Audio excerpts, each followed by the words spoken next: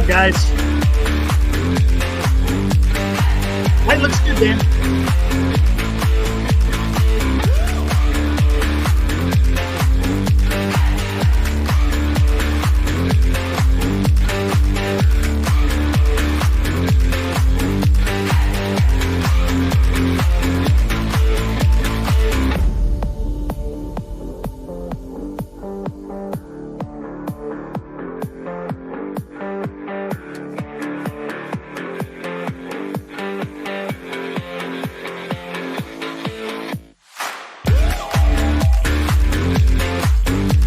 Hey, just send Los he's rebooting. I don't know what I've sent it. That's all good. I'm going to send it one more time, and then I'm just not. What's up, guys? Welcome to NorCal Sports Network. Another episode of talking Giants baseball. A little bit different today. We're going to talk about what the MLB and other teams think of the San Francisco Giants farm system. You know, we have our own opinions, but let's see what other teams may think by using a trade calculator. That kind of tells you the value of what we have and what can be got. And we could do that in comparison to what other teams are doing. Right, Dan? Yep. We're going to look at it all. Hold on here. Well, I'm going to get my dang light out of the way of the camera. Now look, just a little bit in the left-hand corner. That's all. There you go. You're good. And it covers the chat. Oh, there we go. You're good. All right. So let me start working on it. Sorry, guys. A little bit of technical delay, difficulties here. It's never a NorCal Sports Network episode without some type of technical difficulty. Yeah. Los is supposed to be here. I emailed him the link 3 times. He says he hasn't gotten it. I think he just needs to. This is a top-notch production of a show here. Yeah. I think Los needs a new internet. He doesn't get his emails and he freezes. Yep. Time to move to the West Valley, Los. Not the East Valley. I have the Trump. I'm orange again. All right, let me get a little bit lighter. What's the over under on Eric getting angry? Am I lighter or am I still orange? Yeah, it's better. Now you're getting more orange. Getting more orange. But if you sit back a little bit, it's really that's too bright. God. You had it the way you had it been just before you started was good. There you go. That's good. Somebody in the chat said I'm orange. I don't know. Am I orange? All right, whatever. It's all good. Yes, Benji. Right after the show. Yeah, right after the show. We're going to go about 6 hours tonight. So Eric will start about 2 in the morning. I think I won't do it either. Huh? We're going to block Eric from. Okay, so let me get this thing going up here. Lou Marson says, Eric, I don't think the league thinks much of our farm system except their pitching. We will soon find out. We're going to find out because yours truly was messing around today. Oh, man, Dan's messing with some stuff. Robert Boyd, $5. Thank you, Robert. Dan, we had a good chat earlier. Oh, yeah. Area Bob is a clown. Now, guys, come on. Don't fall into the trap. Don't fall into the trap. He's just messing. That's all he's doing. Thank you for the $5, Robert. But guess what? I'm still going to beat your ass in fantasy baseball. I don't think so. I think this guy, he's played. Eric played T-ball when he was 14. Hey, look, I didn't do too bad for my first time in football fantasy, though. Fantasy football, whatever. Not too bad. Not too bad. You came in 7th because everybody else quit playing. Eric, thoughts on Pete Carroll today? Who cares? Seattle. Oh, I think it's big news. Yeah, I guess it is. I mean, he's been a long time Seattle's coach, so yeah, that's interesting. But 14 years. What about Nick Saban? That guy has 6 national championships. What was it? 11 appearances. Yeah, Nick Saban and Pete Carroll both. Wouldn't you say Nick Saban's a little bit more? Nick Saban's huge. Yeah. Gravitas. Yeah. Yeah.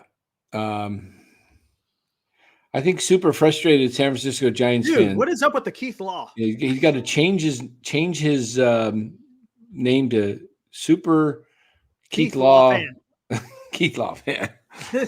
I told you I haven't been able to get a hold of Keith Law. I have no way of getting a hold of him unless you know his phone number or know his direct email. He does not have Twitter direct. What do you call it? Direct message. Direct messages. Yeah. Hey, Truth, we're on after every Giants post game. So yeah, 162 games. Jeez. How often we It's gonna hurt. So we are gonna go. Well, just send link the Los.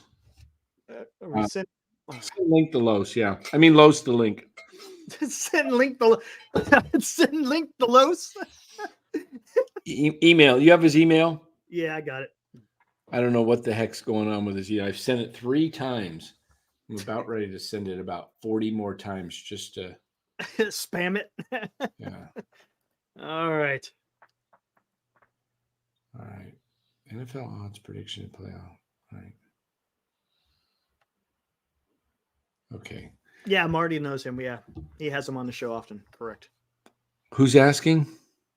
The super frustrated SF Giants fan. Just talking about Keith Law and how Marty Lurie knows him. Yeah. I mean, yeah, I'll get with Marty. Guys, I don't do just this for a living. This is right. I mean, I work full time. I'm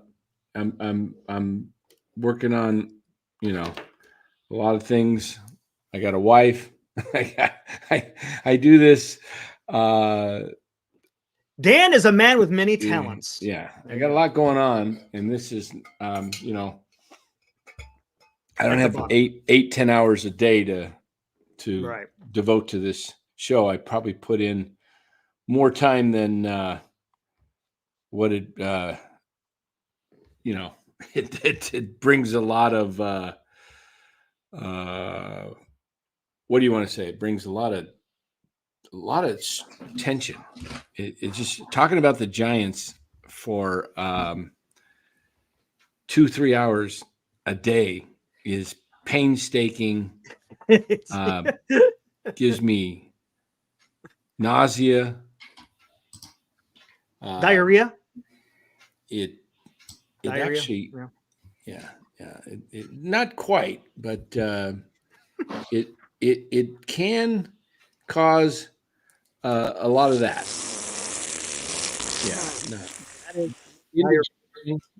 The Giants. Yeah, guys, we're gonna get into this, and you're gonna feel a little bit more depressed. The daily dose of depression.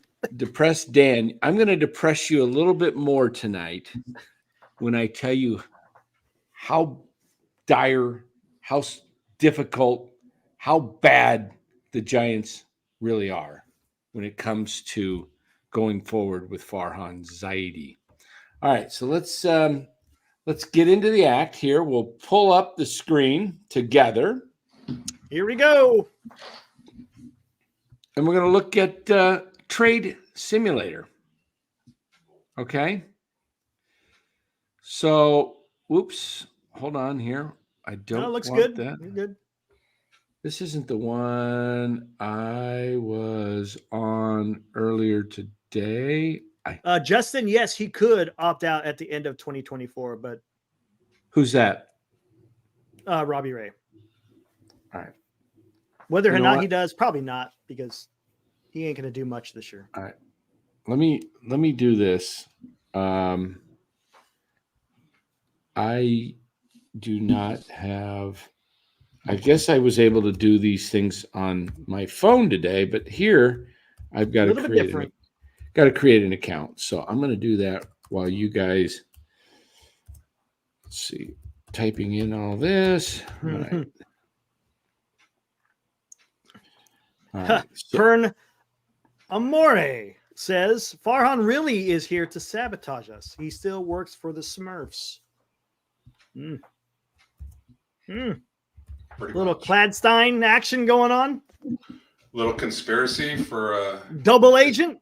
Military History Chronicles. Oh yeah, maybe I could bring that up on MHC. Yeah, little topic. Yeah, there we go. There we go. All right, I've been successfully. Yeah, we saw that, Will. Yeah, Luis Roberts signed up with Scott Boras. Can't blame him. You can't blame him. I mean, the guy gets his players paid. So Must be nice to be Scott Boras. I know, right? What a great gig. Description. I'm sure it wasn't. I mean, he had to work his way up to get to where he's at. But boy, where he's at now. Oh yeah, he paid his dues for sure. I'm trying to think of who the big agent was back in the day before Boras really blew up. I don't know if there really was one. I think they were just scattered with everybody having different people. Hey, Howard, he says, hey, guys, I heard Red Sox are trading Yoshida. I heard something about that, too. Whether or not that happens or not, we'll see. Whatever. Everybody's trading everybody. Nothing gets I know. done. Hey, Right, exactly. so we're gonna do a two-team trade here. Here we go. We're going to show you how bad the situation is for the Giants. So we're going to select a team. All right, here, listen. You wanted the chat to decide who we want to trade for, and then you could plug in for the Giants that we need to get it done? We'll get to that. Okay. Team 2.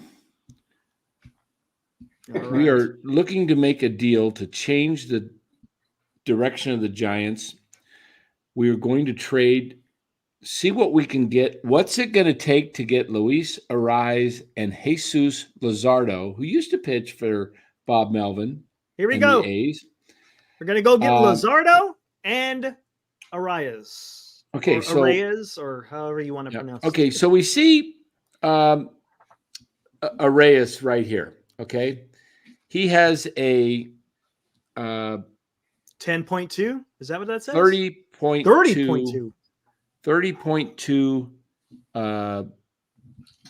Pretty much that's the value right there. The value. Okay, gotcha. Okay. And real quick, doesn't it take in consideration the years of control, the type of contract they're on, and of course their ability as a baseball player? Yes. And why is this different from today? Because earlier today, Arias was a lot higher than that, I thought. Maybe not. Maybe not. All right. So I don't know if you guys can see this, but it might be a little small, but we're going to take. Paul Fong says Matos alone does that. No. Well, maybe. Hell no. Hold on. Matos for Arias? Oh, come And on. Luzardo? Oh, We're doing both. Yeah. Hold on. Matos is traded for a 350, 360 hitter yearly. This is not the same as it was let me look at it on my phone. Sorry, guys. This is we're working through this. I had Arias much. This is going to be a reality check when we add up the points to see exactly. It will be 100%. What Giants' values are, and you're going to see that Matos, without even looking, what would you guess, Eric? Is Matos worth? Oh gosh, Matos. If Arias is a 30. If Arias is a 30, or Arias, yeah. If he's a 30, then Matos, I would say, is a 5. You know what I'm saying? I was going to say 6 or 7. Okay, there you go. I mean, I'm kind of just giving a roundabout, but yeah. Yeah.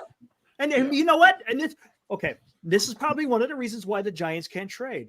But who do you got to blame? Who's the one that is out there doing the drafts? Yep. I got to figure out what this AFW.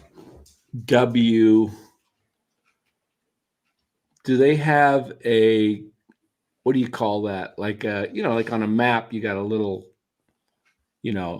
everything stands for legend? something. A legend, yeah. What the heck is AFW? AFW. What's up, Val? We got AFW. annual face value, something like that, maybe, or average face value. Oh, wait, AFE. You're right. going AFE. AFV, average value, fantasy value, maybe. I could remember that. And then you got the salary next to it, and then there's a surplus, or in Alcantara's, he's like a -7.9. So it's got to be this highlighted area that they're looking at in the over to the right side. So let's just go with, we're gonna take Arias and we're gonna trade him to the Giants. Oh, value matcher. I wonder if you put it in value matcher. Oh, we'll put trade to the Giants, and then we're gonna go Jesus Luzardo.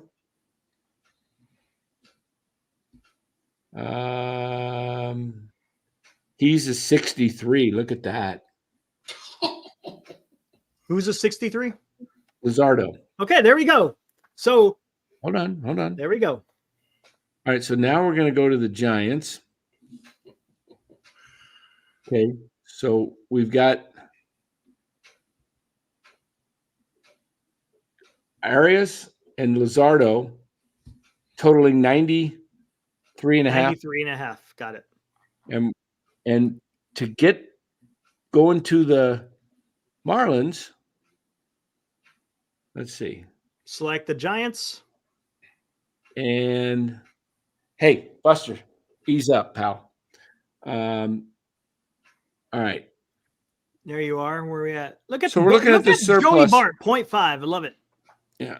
So Bart there's no value. Okay. This is what I want to show you guys. And we're going to look at some minor league guys today. We're going to look at other minor leaguers from other organizations to show you how the industry looks at the Giants. Paul Fong is saying click surplus so it aligns.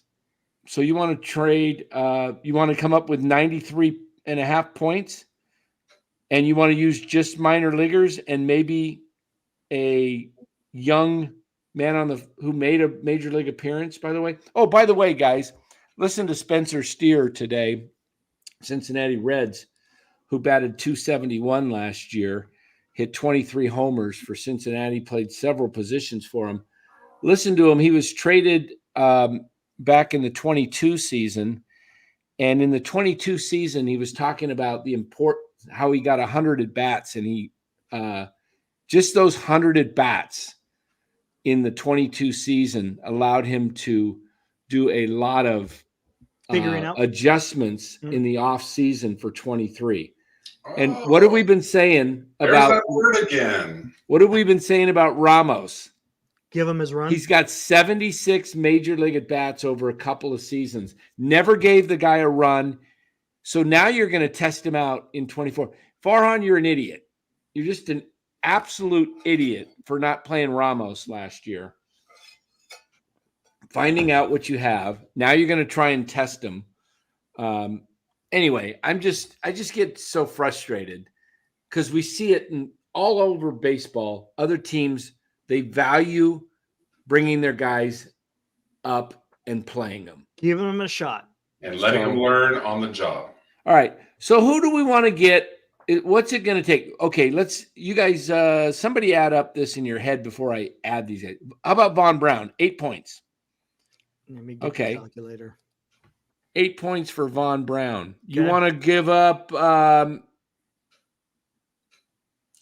don't need a calculator. Well, you just could. I don't need a calculator either. I can do it in my just head. throw it into the calculator and it will add it all up, right? I'm not gonna throw them into the deal yet until I know how close we are. All right. Bryce Eldridge, 14.9. Okay, guys, he's too far away. Kyle Harrison, 34. So we're gonna go 34 with Kyle? No, I'm not trading Harrison. Okay. I'm just okay, Luciano, 23 points. We're trading Luciano to the Marlins. Okay. 23 points. We're going to need to probably go with a pitcher. Okay, Matos, 33. Okay. Ooh, nice. Matos is valued. Okay. Robbie Ray, -43 right now. Minus, I said. Yeah, gotcha. Hey, if they'll do Matos for Arias straight up, I would. That ain't good. Baseball trade values, senior. Baseball trade values. I would jump into the ocean butt naked if they could do that. All right. Let's see. We're looking. They're going to want. We've got Luciano and Matos, and we need a pitcher. Wisenhunt, probably. We're not close. What's Wisenhunt worth? Look at Webb, 75.8. Okay, he's going to be your best piece to trade. And if you're now the chat's really going to go off. I'm not. Yeah, we're obviously not. We're obviously not trading him. But okay, who's the young pitcher they want? Let's see what Wisenhunt is. Is Wisenhunt even on? Okay, Wisenhunt is 5.7, guys. You talk about how everybody, because we hear about him. That's his value to currently. So you can do 69.7, Dan. Yeah, you're going to have to give up. And that's 4 players that we just thrown in. I thought we only had 2. Who do we have? You threw in Wisenhunt? I haven't thrown in Wisenhunt yet. Yeah, hold on. Okay. Let's redo this. And we got to figure out what we're throwing in because we're throwing out names here. Let's figure out what we're going to put in a trade. You threw in Matos already. Matos was 33, right? Point what? 2? I don't know. It's in there. It's already in there.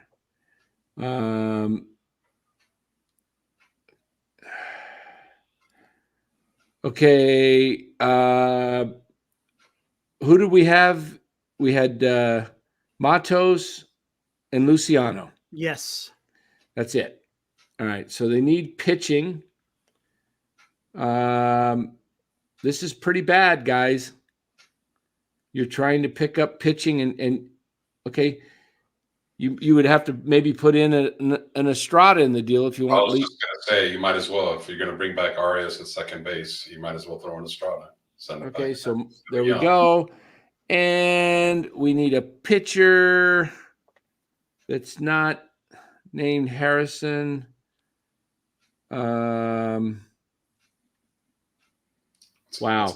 What's Alex Woodworth? He's not on the roster. Okay, I mean, you're looking at, chicken bones here, guys. Austin Slater, 4.6. I can't even find enough to get 2 guys in the entire minor league system to get even close. They won't want Wade. Let's give them Keaton Wynn. Okay, Keaton Let's give them Keaton Wynn. And let's go Wisenhunt. All right, guys. And is Black in here? Should be. Let's go. We got to go back to the front. Oops. Section page 1, alphabetical. Can you? Black. He's not even in here. There he is. Where? 5.2. Mason Black. Okay. Mason Black, Marlins, and Hayden Birdsong, Marlins. And I'm going to show you that this Hold still up. You can only trade 6 players to a team. How many am I at? I don't know. I think you're at 6 because it gave you that warning. Yep. 1, 2, 3, 4, 5, 6. Look. Okay, there it is. It fits. That's what it would take to get Arias and Luzardo. 96 to 93. That's giving up almost that's a lot of guys in that's your farm system. That's a lot of guys. System. And there's one guy that's in the MLB level. You're giving up 1, 2, 3 pitchers. That's and correct. 3 position players. It factors in the contract and everything. That's why Freeman's probably a little bit low. Okay. I don't know if this is a deal that is. I got to look at this and see if this. Rotor, who to F is Arias? He's the guy they just picked up in the last international draft. Supposed to be okay. Rainer Arias. He's like 17. Yeah, it's going to be like 5 years before he even exactly sniffs it. All right, so there's your trade. Now remember what there's that deal. All right, so that's what I'm trying to tell you is you want to look at other guys. Let's just look at the Marlins. They're high value guys. How about Braxton Garrett, starting pitcher at 57? Jesus Luzardo at 63. We're looking for their high guys. Arias at 30. Jake Berger's 25.8. Jazz Chisholm, 46.8. I don't know how he's higher than Arias. I don't understand Who's that. doing this grading? Huh? Who is doing this grading? Yeah, what is this grading? The analytics. What is this based on? Is this There's for no fan? way, there's no way Luis Arias is a 30. There's just no way. There's no way in any reality at all that Matos is close to Arias as a baseball player. The only thing is it's years of control, the contract that they're on, and their expected value as a player. I don't even think Arias gets a lot of money. I think his contract Arias has only been playing 3 or 4 years. Right. Yeah. But his contract is a little, I mean, it's not on a rookie contract like what Matos is on. But years of control. He's probably going to hit free agency in 2 years. Right. Arias. Yeah. So now's a good time to get him because the Marlins don't pay people. Exactly. That's why we're doing this, is because I think this is what the Giants need. Imagine a lineup of Lee and Arias at the top of the order, not striking out, getting on base, and then you go sign a Bellinger and a Soler and a Hoskins, and you got some guys on base, and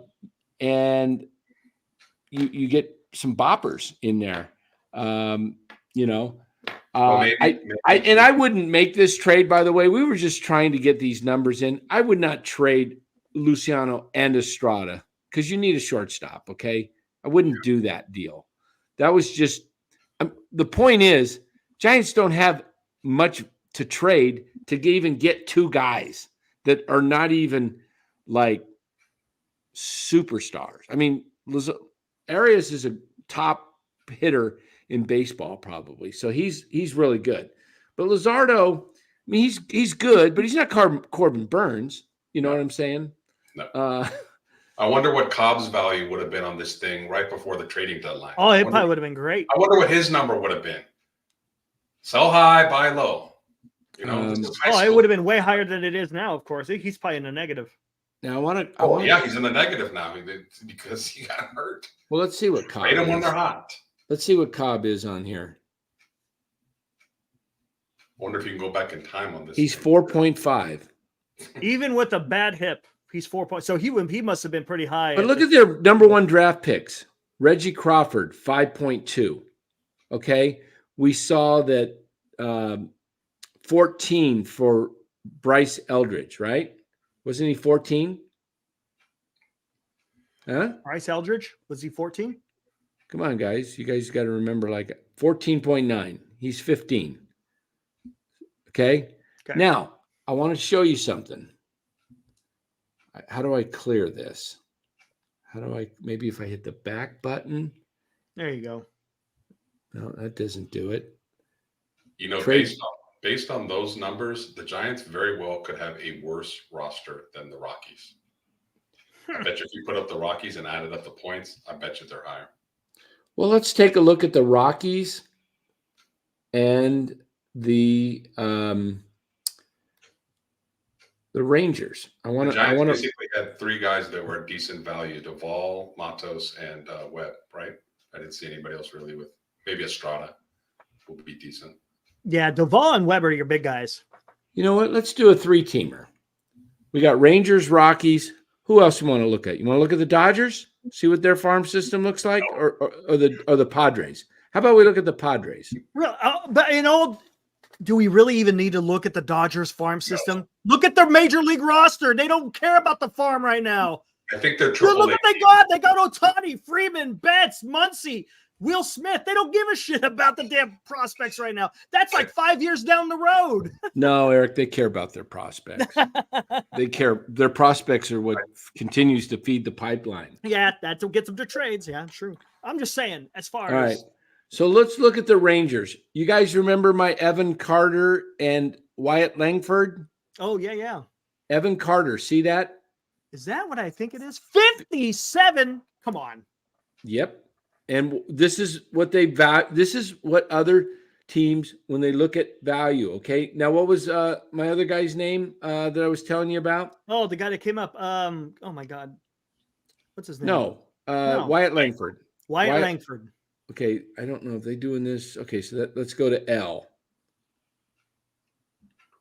HIJKL. Langford, 57. You said you wanted to trade like 4 guys. There's no way 4 guys get those 2. Remember? No, what I said was you said Webb. That's right. You did. And Duvall. And so I said Webb and Duvall and like a Matos. That would do it.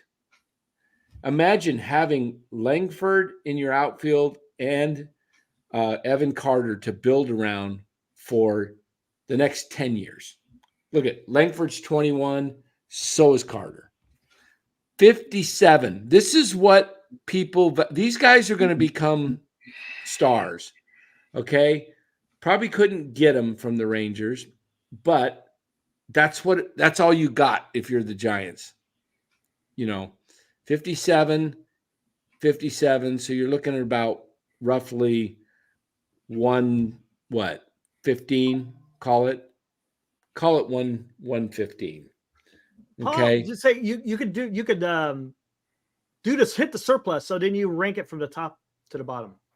It stratifies it. Hit the here where it says surplus.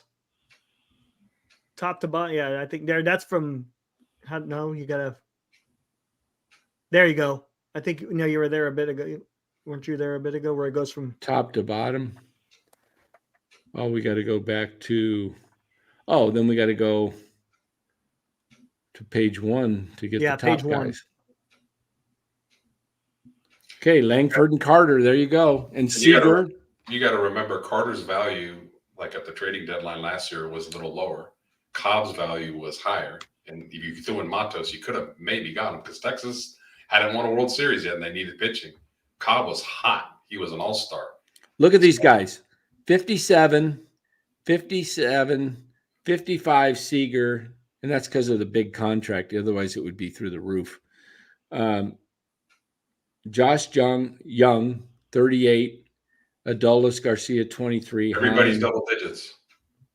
That's a lot of double digits. Exactly. Now let's take a look at the Rockies. Surplus. There we go. Yep, you're right. Nope, other way around. There you go. Yep. Okay, minor leaguers, 54. Giants don't have any of those. Another a major Esco Tovar, 37. Nolan Jones. He's good. Yeah. Okay. Rockies have a better roster. So let's look at the Padres. A lot of minor leaguers. Wow, this is really depressing. Hit the surplus. There you go. Fernando. Tatis, 132. Salas, catcher, 63. Look at that. How come the Giants don't have anybody like that in their system? He's only 17.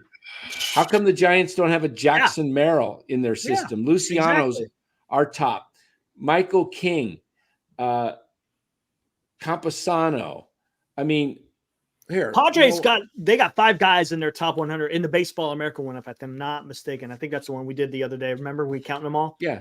You know what? Let's just look at the division. Here. We'll do this side by side. Giants. Oh, yeah, you just got to bring up Arizona now. Giants. Here we go. Webb. Look at that. Then you go down to Harrison, Matos, Duvall, Luciano, Bailey, Estrada, Eldridge. That's our first minor guy at what is that? Almost 15.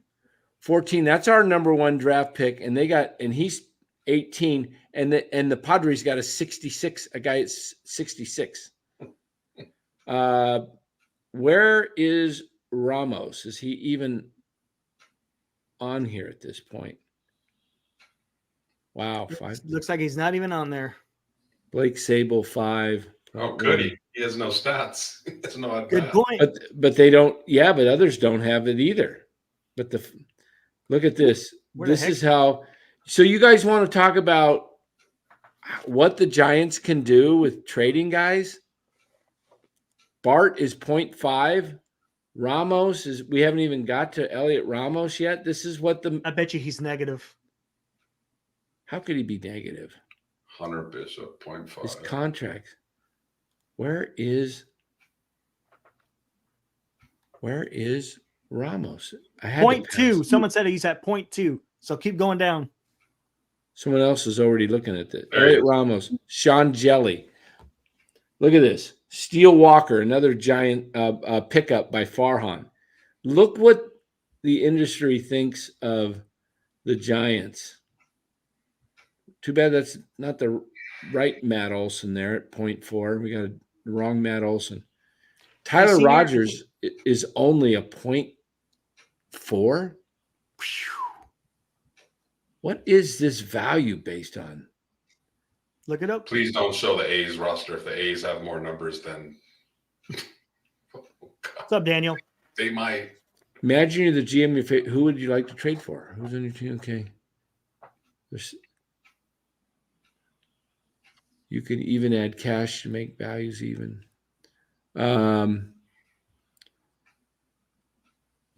Interesting. But is there a way to find out what? All right, let's. Oh, here we go. This is interesting. Team totals and team rankings. Let's go to team rankings. Mm-hmm. Oh, that's you a gotta premium. Gotta Ah, pay. Dang it. Thank God. Team Stick totals. a gander at the Dodgers. Team totals. We don't have to pay for that one. Majors. Okay, look at this. Yankees. 12-17 total salaries. Their total surplus value 152. Their minors is 180. Majors and minors 333. How did we get to the Yank? Okay, so let's go White Sox.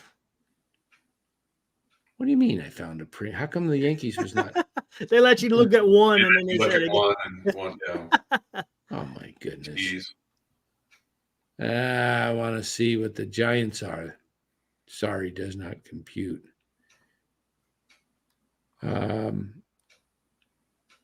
Again, there's no. Shoot. All right. So trade simulator. Back to that. Who are we trading now? Let's take a look at. Let's just take a look here at where's my team. Okay. Okay, how about Dylan Cease? People keep talking about how about Dylan Cease? How much would it take just to get Dylan Cease? Dylan Cease. That might be Giants? doable. That might be doable. I doubt it. No, that's not doable. I wonder who's more value, Robert or Cease. That would be Robert. interesting. Robert. Probably. We'll find out here if I can get this Okay. thing. Gotta move. Okay, White Sox. All right. All right, hit the surplus. Luis Robert, look at that. 77. So you could trade Webb and somebody else. Dominant. All right. Dylan Cease, 40.4. Okay, so who are you going to trade? You're gonna have to trade. Matos and Harrison would add that up.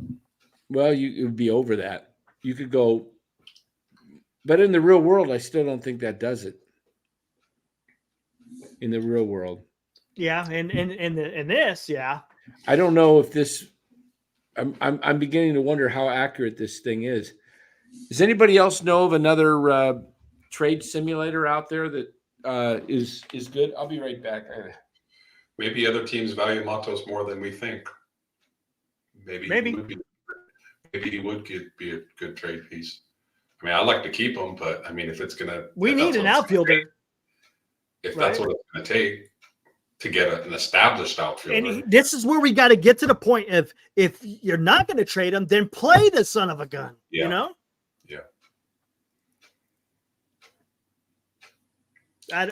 Yeah. It's don't know. Well, letting go of Haniger freed up the outfield mess a little bit, but I mean, but they're still guys. You got too many guys still. I mean, they need to come off of Yaz and Slater. I mean, stop with the platooning. Make one of those guys a bench player. Get rid of another guy. You got to get 3 outfielders that are going to play almost every day with a 4th outfielder to plug in there. Mm-hmm. Come on. Yeah, this is a big time reality check. I mean, we're here thinking the Giants might contend for 3rd and be in 4th. I don't know if they can hold off the Rockies. And some of those young guys, they got experience last year. Guess what? They're going to be a little bit better this year because they got more than 50 or 60 at-bats. That's what you do with young guys. You let them learn on the job, learn how to adjust, learn how to get better. Yep. It's not that difficult of a concept, but apparently for our front office, it is. Where are we at here? I'm going to see something.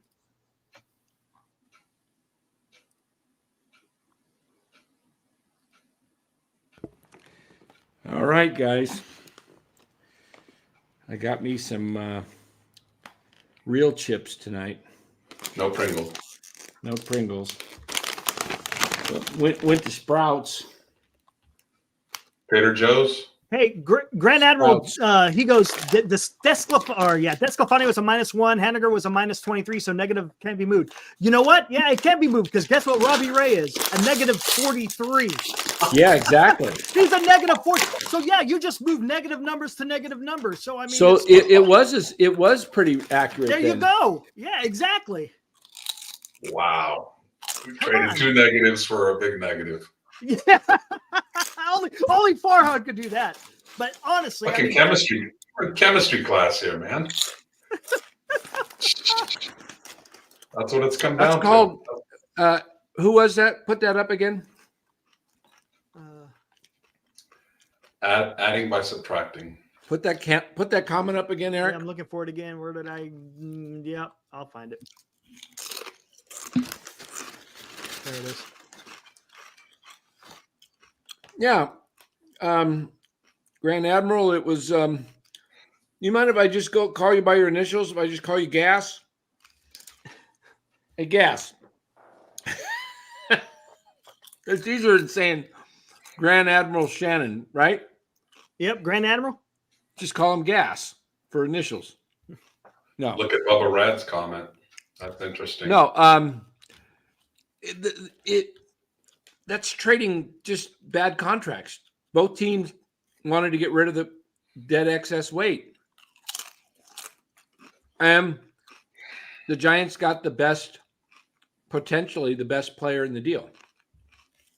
And you got to remember, Ray is still owed 2 years at 20-something million each year, right? 25. He's in the middle of rehabbing from Tommy John, so it's going to have a negative impact on your value. So it may not be, of course, I'm not going to say that this is like pinpoint accuracy, but I think it gives you a roundabout. No? Why do I have a feeling that Robbie Ray will start throwing around June? He'll rev it up around July just to come back. And before he can even make his first pitch for the Giants and he's now healthy, he'll be traded. He won't even make a pitch for the Giants. That's possible. I could see that too. Like he's thinking, I'm gonna. Farhan's done that before. He did that with Matthew Boyd, and then there was someone else he did that with. I can't remember. Oh, yeah. No, who was it? I'm gonna rehab this guy that's a recent Cy Young Award winner and offer him for a trade value. But then that would be what we've been asking for is trade guys while they have a little bit of value, and maybe he's healthy by July or August. Who knows? But I'm definitely. All right, we're going to try and clear trade. Okay, so let's look at let's look at a couple teams. Just for, come on. All right. Come on.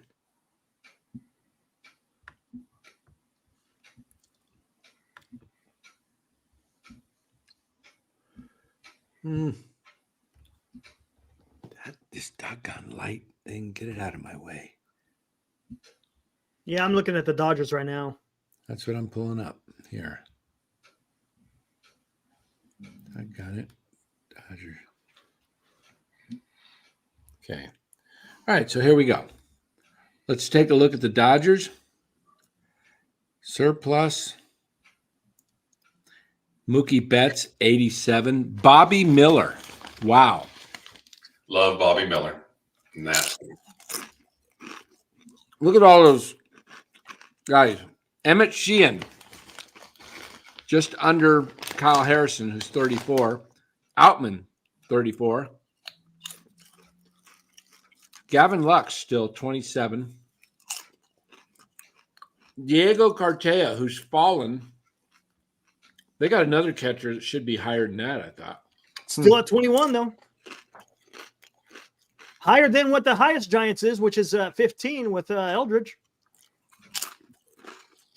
Wow, they got Bobby Miller way over Gavin Stone. They were pretty neck and neck for a long time. Another catcher rushing at 17, almost 18, 17.7. There's the guy rushing. But look at this. They still got Pages, Vargas. Yep. I mean, the Giants don't have anybody. Hardly. Steal their damn scouts. Been saying it for a year. You wonder if these guys getting paid off. Walker Buehler is only a 7.3. Wow. Is it true Farhan fired the scouting department of the Giants when he got the job and he just hired this whole? He fired a shit ton of. He fired like, what is it? Yeah. How many out of the 20? I think he fired 12. So and he replaced them with this analytical team, correct? Scientists. Okay, there you go. Mistake number one is he followed the money ball. And that scene where all those scouts were out. Billy, we've been doing this for 25 years. We're going to find people.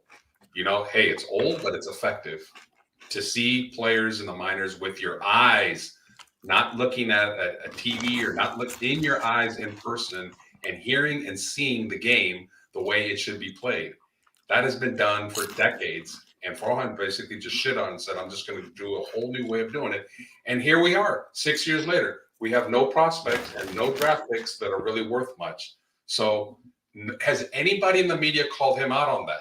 No. Farhan, why did you fire a majority of your scouting department? After 6 years, what you're doing in the draft is not working. I want to hear his answer. People make mistakes, but at least they go back and correct their mistakes. He's not going to correct his mistake. He's not. You know who they? He's not going to hire scouts back. He's going to stay with this analytical team. Did you hear him on MLB Network how defensive he got of them when they started calling him out? Mm-hmm. He got very defensive of them, like they're so all low. They got rid of 12 scouts. 12, man. And this is what he got to replace him. Yeah. The Tandy 1000. That is where he went. That's what he's doing. There you go. That right there was a mammoth mistake. And that's what started this snowball that's been going downhill minus 1 year in 2021 where everything came together. Let's do this. Right there. Let's take the top 10 of the Dodgers in the Giants farm system. This is just minors, okay? Okay. So we got 21.5. Hold on here. Is it their logo? Good point there, Jay. That's what they should put on the sleeve. 19.3, 17.7, 17.1, 10.6, 1, 2, 3, 4, 5, 9.9, 7.1, 5.7, and 4.8. Landon Knack. Is that number 10? 1, 2, 3, 4, 5, 6, 7, 8, 9. Okay, 9. Okay. Peyton Martin, 4.5. Okay. Geez. I had it all set up and it screwed up. 21.5 plus 19.3 plus 17.7 plus 17.1, 10.6, 9.9, 7.1, 5.7. This isn't right. 21.5. Is anybody else ahead of me doing this? I'm Trying to add 17.7. all this up. Yeah. 10.6. You want me to add up the Giants? Yeah, please. The top 10. Top 10. Got it. Minors. Yep. Here we go.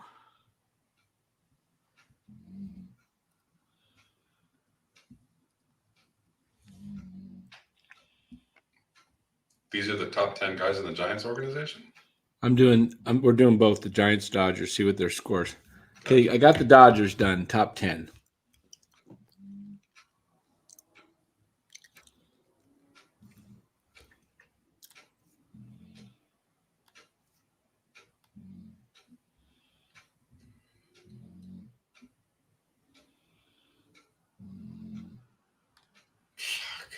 Will Martinez, right on point. It's all done on TV, all on video. Idiots. I could 14.9 and 11.1, that's 26. 26 and 9. 35 and 16.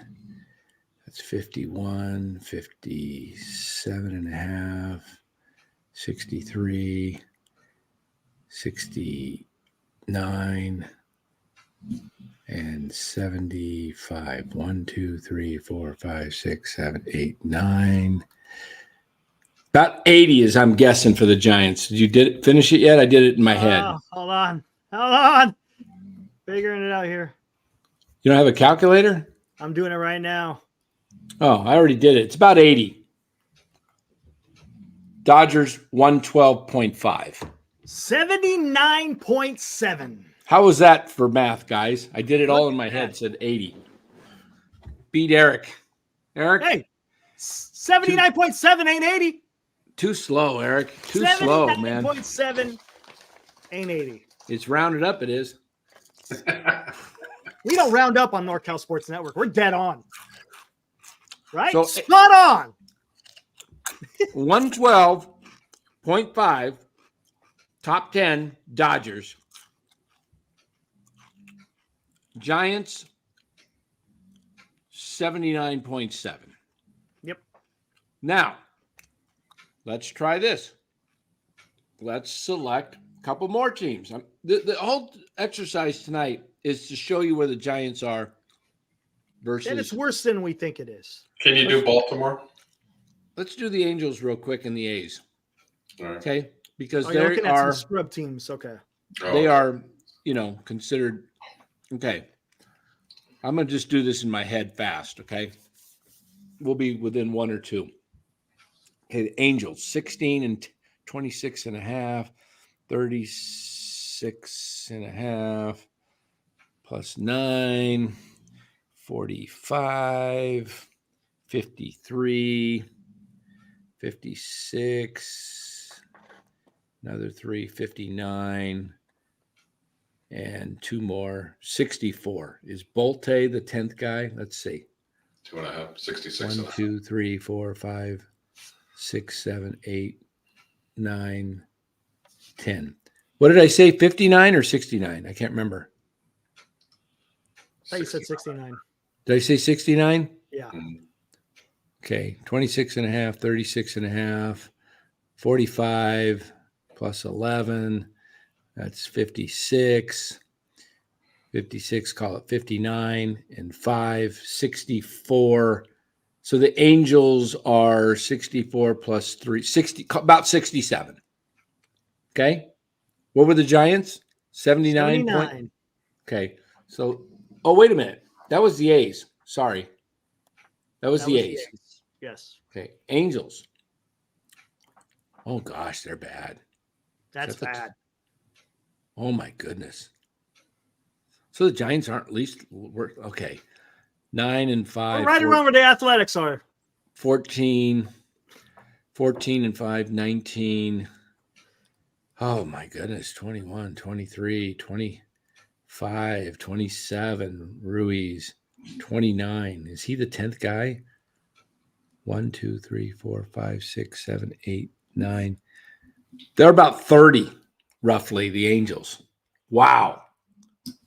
So let's look at the Orioles and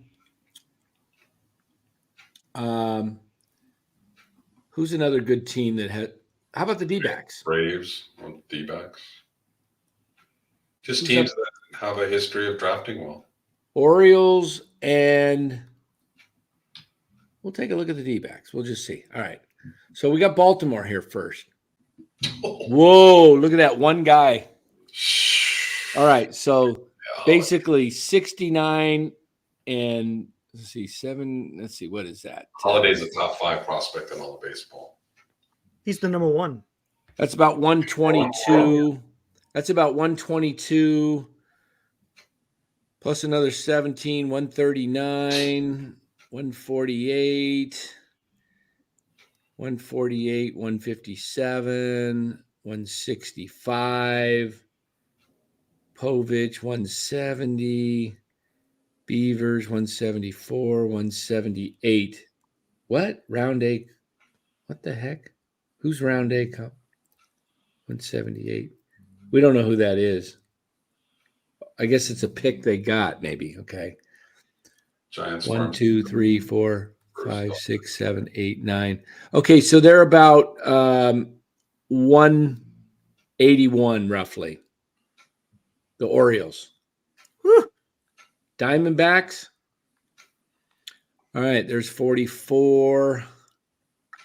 44 and 15, 59. 59, that's 73 and 11, 84, 94, 104, 104 and another 8, 112. What number am I on? 1, 2, 3, 4, 5, 6, 7, 8. Okay, I got a couple more to go. 112 and another, they're about 125. The Diamondbacks. Better than the Dodgers, 112. Giants were, what, 80? 79.7, Eric? Just out of curiosity, Dan, can you do the Pirates? Real quick. Hold on. I got one to share here. You guess what team this is.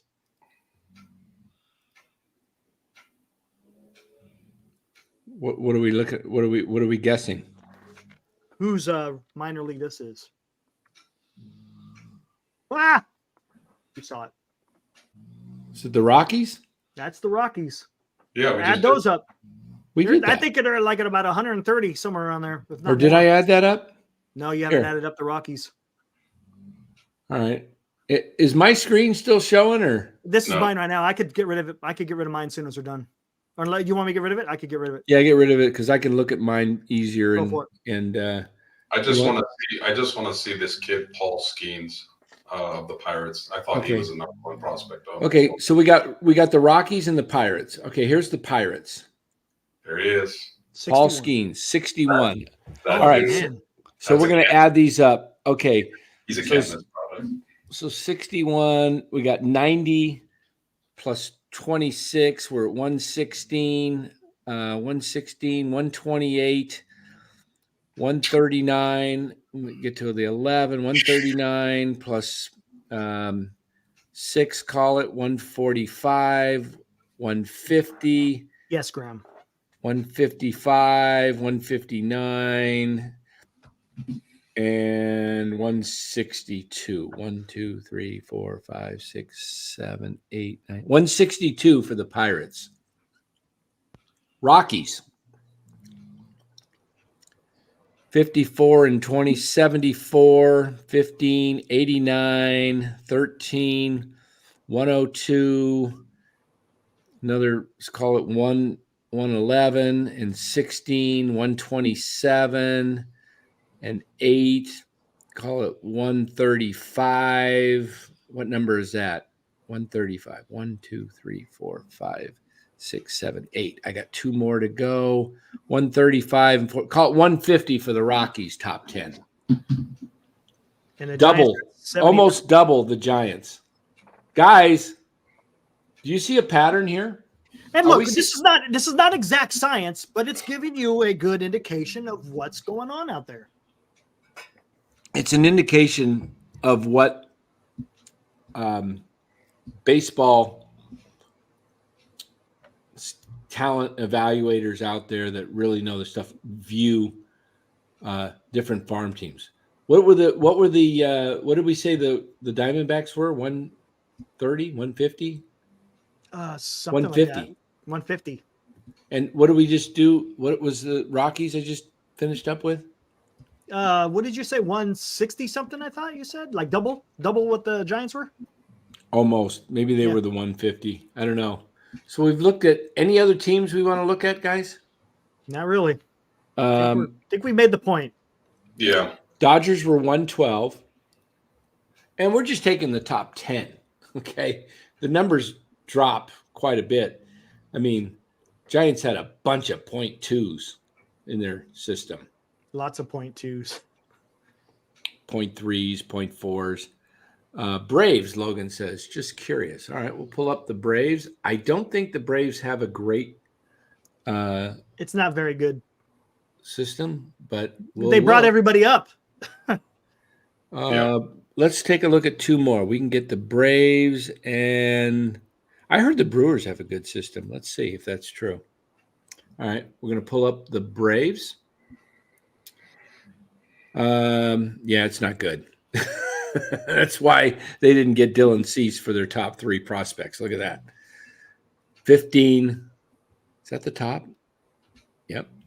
Okay, so 23, 29, 34, 34 and 7, 41, 44, 44 and 5, 49, 47. Let's see if that's the 10th guy. 1, 2, 3, 4, 5, 6, 7, 8, 9, 10. 47 for the Braves.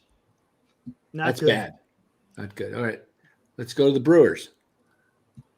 Whoa. All right. Churio, who they've already signed to a long-term deal at 19 years old. Yep.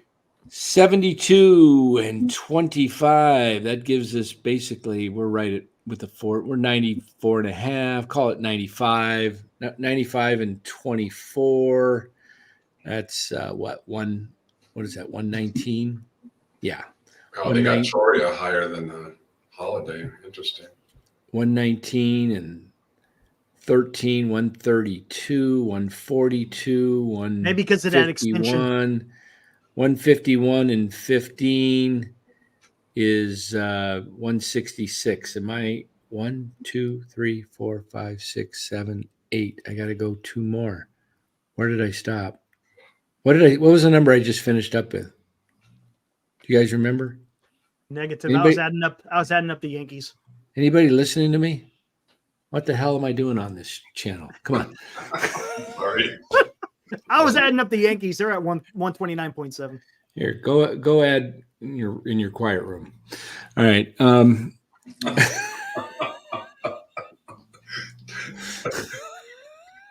minutes.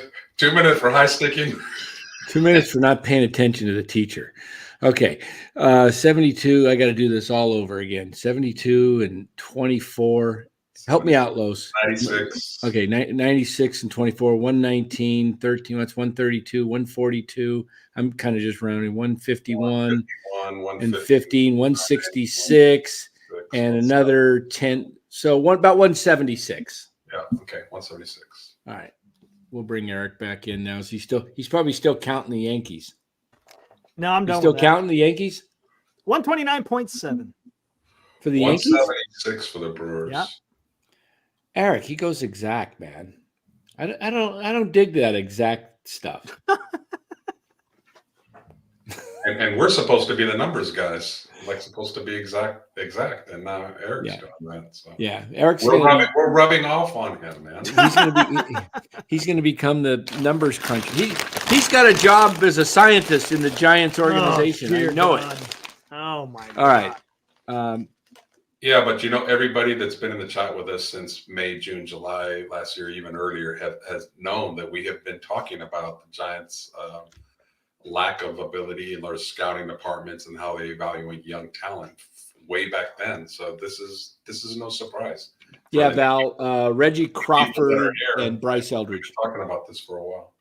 Reggie Crawford and Bryce Eldridge. Their last 2 picks have been two-way players. Neither one will make it as a two-way player, I'm predicting. Reggie Crawford will be a pitcher. Bryce Eldridge will be a first baseman DH type. And that's pretty bad that Bryce Eldridge is only a 14 and other guys that just got – hey, let's take a look at the let me Eric. What's up? Look up the MLB draft last year, and let's take a look at the top 10 picks. Of the Giants? No, just the whole pick. Number 1, number 2. Give me the top 20. We'll start with number 19 and 20. The guys drafted right after Eldridge. Or were the Niners 18 or the Niners? Were the Giants 18th or 14th? I thought they were 16, right? 16? What were they? Have you found it? Hold on, I'm bringing it up right here. What's going on? There we go. Okay, so you want to start at what draft? What were the Giants picks? What was Eldridge? What number? Let me see right here. Gosh dang it, they don't even have it. Oh, here we go. What the heck is it? Pick 1, 2, 3, 4, 5. Giants 16. All right, give me, and we welcome into the show, Bora. How you guys doing? What's up, Bora? There he is. Hey, wait, let's cover that guy again. There he goes. Hey, Bora. How you doing, Bora? All right, there we go.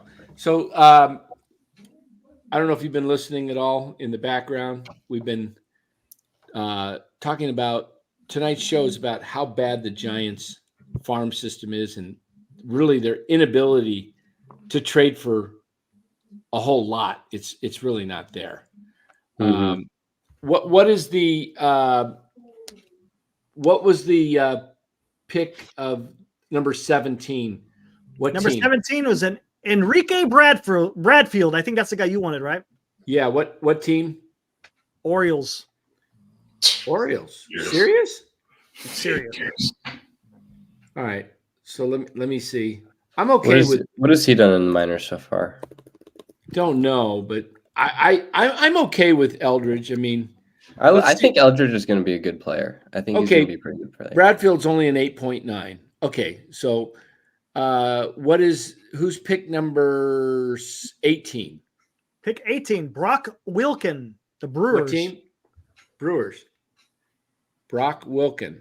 He's an 8.9. Okay, pick 19. Braden Taylor, Tampa Bay. Tampa Bay. All right, let me pull up Tampa Bay. What was his name? Braden Taylor. Oh, he's a 14.9, same as Bryce. Correct. Eldridge. And then 20, the team? 20 is the Blue Jays, Arjun Nimala. He's an 11. Okay, so Eldridge was pretty good as far as where he was picked. We will see. What's that? What pick was he? 16. So we just looked at the 17 through 20 values to see who was 15. 15 was the White Sox. Jacob Gonzalez. 14.9, same as Eldridge. Who was 10th? 10th, Miami Marlins. Noble Meyer. Oh, I remember him. He's a high schooler. Yeah, pitcher. Yeah. Noble Meyer, 18.2. All right. How about number 9? 9, Colorado Rockies. Chase Dollander. Oh, the pitcher from Tennessee. Yes. Is that the guy with long hair? I think so. He's good. He had arm problem. Chase Dollander, 14.9, same as Eldridge. But look at their guy at 20 years old. Has got a 54 compared to 30. What was Luciano? 20 something? 20 something. Matos was 33. Yeah, and Luciano was a 20 something. That's all right. I mean, that's really interesting because I think I remember going on that. I remember going on that site like a year or two ago. That like baseball trade values or whatever. Yeah. Site, that's where we're and at. I remember Luciano being like a 70 or 80. He's So dropped because I think it's his back. Yep. I think it's his back. What's number 5? Number 5, Minnesota Twins, Walter Jenkins.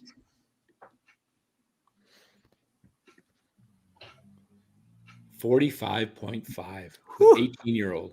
Woo. Okay, give me 3. That was we already looked at that. Was Wyatt Langford, right? Yep. All right. Who was No, that was three number is 4. Max Clark, Yeah, 3 is Max Clark, Tigers. Let me look up Tigers. outfielder for Detroit. That kid was supposed to be like a big hitter. Tigers. See, you can't do that no more, senior, because of the draft. Can't take Right. Max Clark, 43.4. Or are you guaranteed a top 3? If you lose, if you're the last one, are you guaranteed to get a top 3, or is it just you go into draft, right, or the lottery? I think you get in the top 4 or something like that. Oh, is that what it is? Okay. Who I think, but not sure. Who's the number 1 pick? Oh, Number 1 Skeens. pick, That's Paul right, Skeens, Skeens. Who is number 2? Dylan Cruz, Washington. He's gonna be good. And 3 was Max Clark. 4 was Langford. Hyatt, yeah. Now Langford they thought might go 2. So who was 2 again? 2 was Dylan Cruz. He went with the Nationals. Yes. Mhm. Dylan Cruz, 67.8. Wow. Whew. See, I don't get. Oh, and the look at thing James with- Wood there, guys. Look at James Wood. He was part of the Soto trade. Yep. Yeah, he's really good. That is gonna be a great outfield. And they got Lane Thomas still too, right? Yes. They have Lane Thomas. Yeah. I don't get the thing with wanting to trade Webb and Doval. I mean, a lot of people are saying trade Webb and Doval for young guys. Right. I mean, those guys are relatively young, and I think Webb's arm is gonna pretty much play throughout his whole career. I think he's gonna have a pretty deep career. But Eric, He doesn't throw hard anyway now, and he has. I think the movement is gonna play.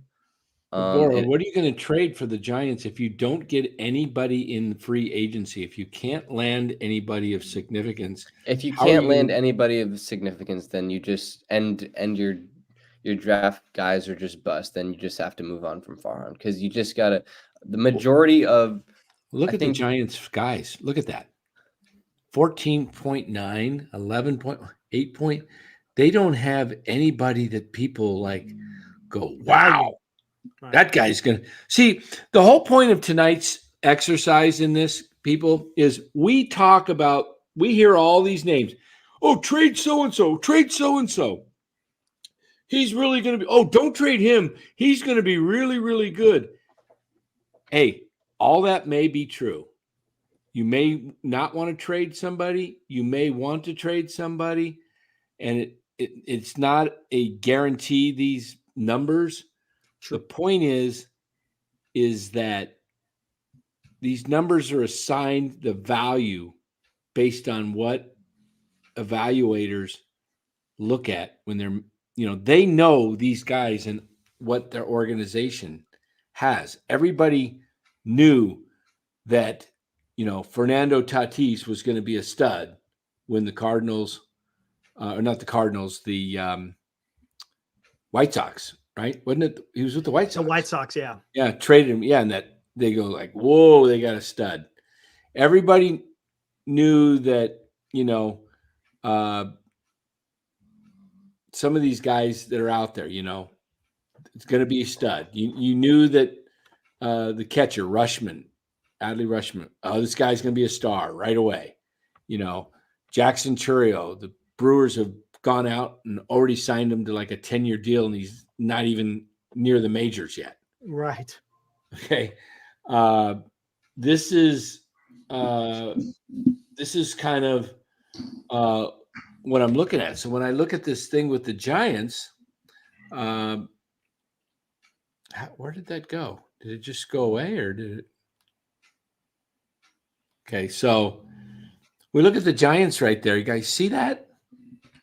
Eldridge on 15 and 11, and then it drops below 10.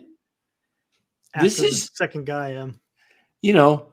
I mean, even Walker Martin, who was supposed to be a really highly touted guy coming out of high school, 6.5. Whisenhunt. Look at Whisenhunt. How many? I think Whisenhunt's gonna over project that. We don't know that value. Don't know. That's the issue. Yeah, we don't know. That's true.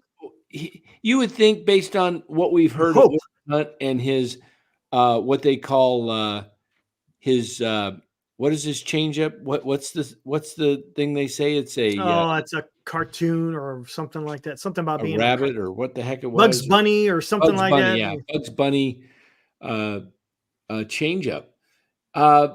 You'd think, based on that evaluation, and that's Farhan, you'd think that Whisenhunt would be like a 18 or 20 because he's right. Maybe higher because he's like he could be up with the big club this year. So I think a lot of it is just he's come on strong recently, right? I mean, he was really good in college, but then he got suspended. PEDs. Yeah, exactly. And then when was he drafted? Like 2 years ago, right? Was it right? Yeah, 22. Yeah, exactly. So last year was his first professional year. It was his first full season in the minors, right? Right. But I mean, look at this. Mason Black, AAA, 5.2. And then we go over to the Dodgers, and we look at Emmett Sheehan, who was in AA last year, and he's 29. But guys, the problem with everybody that has called in or said what their plan was for the Giants, everybody's plan is to try to make the team competitive in 24. And after seeing the last few weeks and them missing on player after player after player after player, like I've changed my mind in the last 48 hours. Probably nobody wants to hear this, but I think the Giants should not even think about 24. You should be thinking for 25 and beyond. We just saw that the roster is one of the biggest, lowest point joke of our rosters now. We just saw that their farm system has very low points. They're not 2 or 3 players away from being a contender. And look, hasn't it been this way for a few years under Farhan? No, it's right. But the Giants want everybody to believe they are, and you're all falling for it. They're not 2 or 3 players away. They're like 6 to 8 players away, possibly, of being a serious contender. But Larry Baer and the management have been telling you the Giants don't start all over again. They always have to fight for contention, and they're always trying to just be at that 500. They're milking you. They're teasing you. They're letting you to believe that they're better than they really are. And we're showing you facts. We're showing you what the rest people are still paying the money. Exactly. They want you to come to the stadium with that thought that they are a 5-star, 4-star product, and they're not. That's not Shawshank Redemption. That's not, a top Oscar-winning movie. It's Joe Dirt. Sorry for the Joe Dirt fans out there. That's the first one that came to mind. They are a below-average product, and they want you to pay premium price. That's the bottom line. I'm sorry to call it as it is. That is my plan. Go with all the young guys this year. If you lose 110 games, who gives a F? Learn, get better, build for 25, and try to get free agents again. It's going to get out and get Farhan out of here for the rebuild. Yeah. It kills 2 birds with 1 stone. Yeah, right. The young guys learn, they get better. They get a high draft pick. Hopefully they pick one of these superstars. The 25 free agency is going to be dominant, way more than this. And because they lost 110 games, Farhan out. That's Los's plan. And it's a great I'll plan. tell you, we've been talking about that. 2025 and beyond.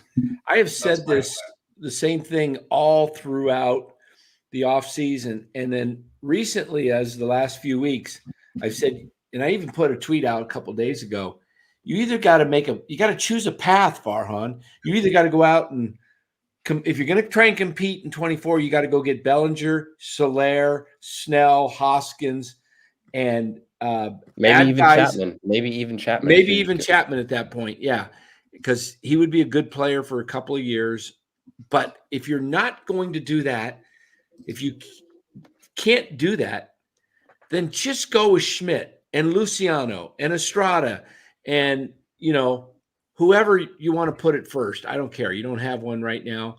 And in the outfield, just play Matos and Lee and whoever the third guy Ramos, is, Meckler, Fitzgerald, one of those guys. Von Brown. Hey, I'm guilty of it too. I fell for it about a month ago. I thought maybe they might get Yamamoto. He could be filthy. Yeah, I knew they were not going to get Ohtani. Maybe they get Yamamoto. Maybe they get a Naga, and maybe they get Bellinger. And now we got something. But once those guys are gone, I'm like, and once they didn't get Imanaga, and man, he signed cheap. 53. 54 years. You couldn't even pay that? It could be 5 years for 80. I'll tell you what happened. I think what happened. I don't think Farhan wanted to go over 3 years. I don't think so. They said there's a team out there that grossly overpaid for him and he turned them down.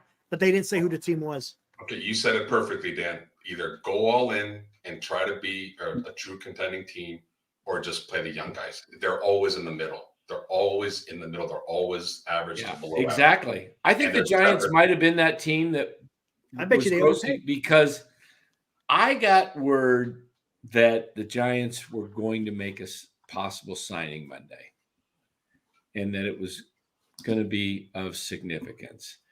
And it all, Imanaga is the only guy that signed. He signed on Tuesday. All right. So it was close. I think and everything was pointing to the Giants, right? Remember all Feinstein's deal and others were coming out and saying the Giants are in the lead. And then something fell apart where I don't know what it was. I don't know if somebody came over and started interpreting to him in Japanese that you go there, you're not going to pitch all the time. You'll be in the bullpen if you have 2 bad outings. Look, this is what they did to Sean Manaea. This is what they did to Ross Stripling. They signed these 2 guys. And they didn't start off well, and they ended up in the bullpen. You're better off going to Chicago and taking less. I bet you something like that happened. Because why would a guy turn down almost double, if that's true? More than double, it says. The image and the culture of the Giants is so devastated and down. It's in the shitter now. And guys, remember, I've said this before, Logan Webb's last interview. Go back and watch that. Read his body language. He's pissed. Like, I just want to win. I don't care about the Cy Young. I don't care about that. I want the team to, be good again and start winning.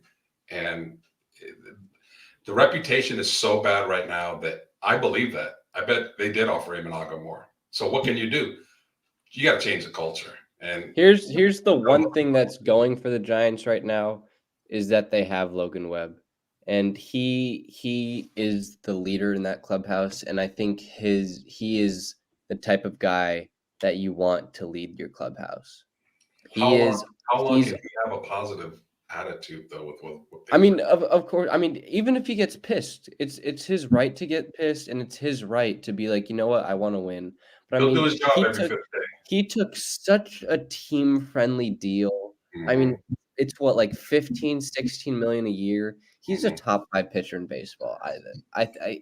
He is so good. He pitched 219 innings last year. He was second in the Cy Young voting. I mean, he is a stud, and that's the one thing they have going for him, is that at the top of their leadership in the clubhouse, they have Logan Webb. And I think that's a start, and that's a plus that they have, and they just need to continue to build on that. Going back to your point, Los, about next year's free agency class being pretty good. I mean, the big name is Juan Soto, right? I think everybody's expecting him to test the free agent market. He's a Boris client. He's not going to, I don't think he's going to sign early to an extension with the Yankees. But I mean, the only way that you have even a shot at signing him is if some of your young guys can prove that they're above average players and are improving. Like if Casey Schmidt gets a run and he's in the running to be an all-star, or he's a league average hitter with a plus defender, and he's a plus defender. If Luciano gets some run and he's a great defender with a good bat, I mean, that's your only shot. You gotta take some risks, and because these young kids have upside, and those are the only really players on your team that have upside. Like, what's Slater's upside? It's not much. What's Yaz's upside? It's not much. What's Flores' upside? It's not much.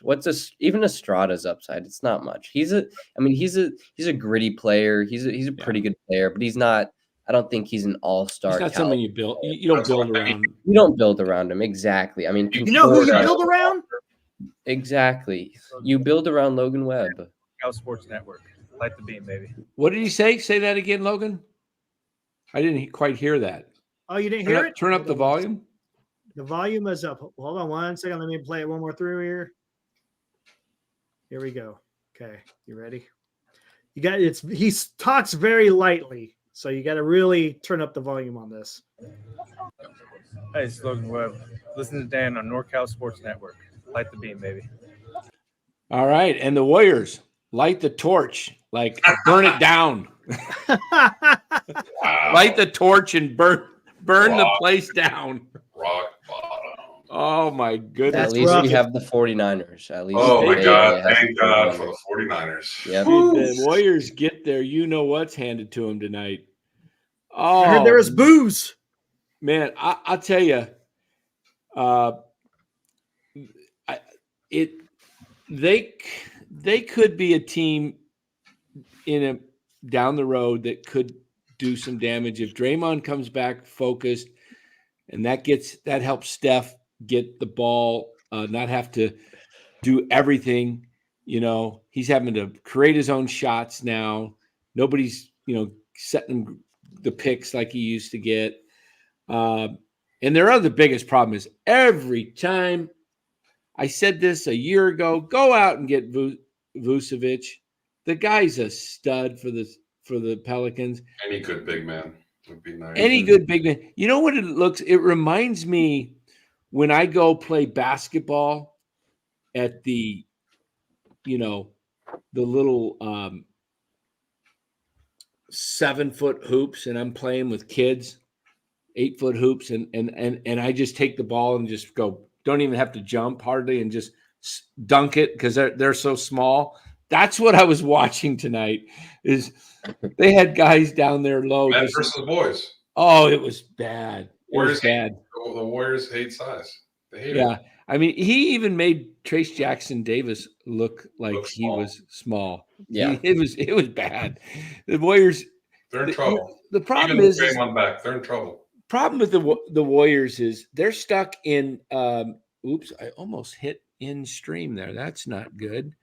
It's Lamont Wade Jr. of the San Francisco Giants, and you're listening to Dan on the North.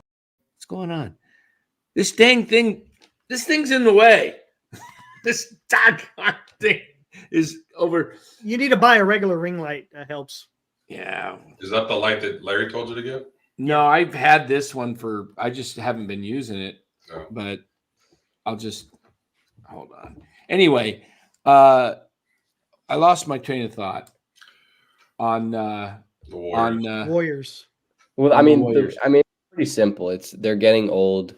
Their margin of error is getting smaller. I mean, it's pretty slim right now. They can't be wild. They really have to play in themselves, and they have to stick to something. They can't just keep experimenting with different lineups and different. Oh, I know what I was going to say. Yeah, and everything that you got to stick to something and hope that it works, because I don't think they have the margin of error to really just be experimenting with so many different things. When Green and Paul come back and they're at full strength, and if Peyton can stay healthy, they might get into one of the play-ins and be able to get past the play-in. But that's a long shot. This team needs really completely rebuilt. It needs to go. I mean, I think Wiggins definitely has to go. Who would you keep?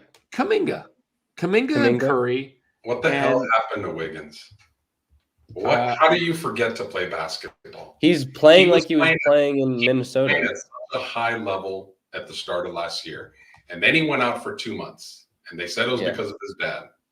That's not – I don't believe that, by the way. You know what? I'm thinking that it was something else. And whatever it was – Ever since then, it's just been a downward spiral. Whatever it was. I'll tell you what the rumor is out there that – and again, this is I'm not saying this is factual. So I've heard this was it, but it may not be. Okay, so don't take my word. Don't take NorCal Sports Network. I think you're going where I think you're going. Hold on. With the friend, yeah. I have heard that, and you know what? That'll mess any man up. Exactly. That what we're talking about. If we don't know if this is true, so we're not. Yes, please. Let's use our disclaimer. The disclaimer is we do not know if this is true or not.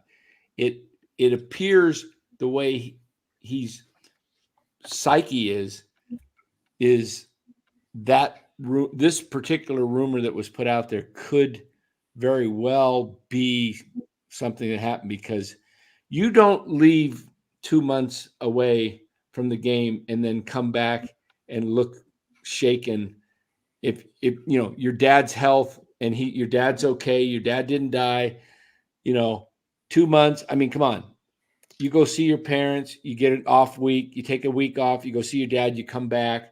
I mean, we've seen Brett Favre play when his dad died the day of. He played on a Monday Night Football game, okay? Exactly. And then he had the whole off season. Right, and he was very close to his so here's the rumor. And again, what is the rumor, Jenny? The rumor is that Andrew Wiggins has 2 children, and that he found out that those kids that he's been raising he didn't sire them. He's not the dad. He's not the dad. That it was his best friend. And think about that. And if that was to be true, you can totally understand why he's not the same. That could take a lifetime to get. You just don't. That just doesn't. That just doesn't. It doesn't just leave after. Look what Senior says. Maybe. What? Did you see what he said? No. I'll stick with Draymond. Punched him. Yeah, maybe No. Draymond. Nah. No. But who knows? That would have. No. Draymond would pick on the Canadian guy, though. Yeah. The other thought, I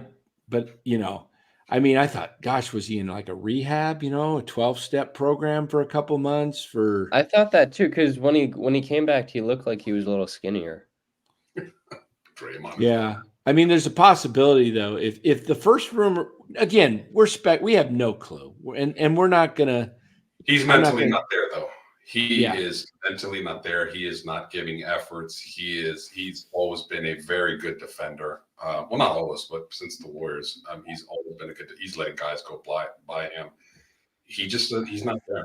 He does. Yeah, and for whatever issue is off the field, at the end of the day, you signed a contract with the Warriors to play basketball and to play your hardest. And if you're not living up to that, then you shouldn't be on the team.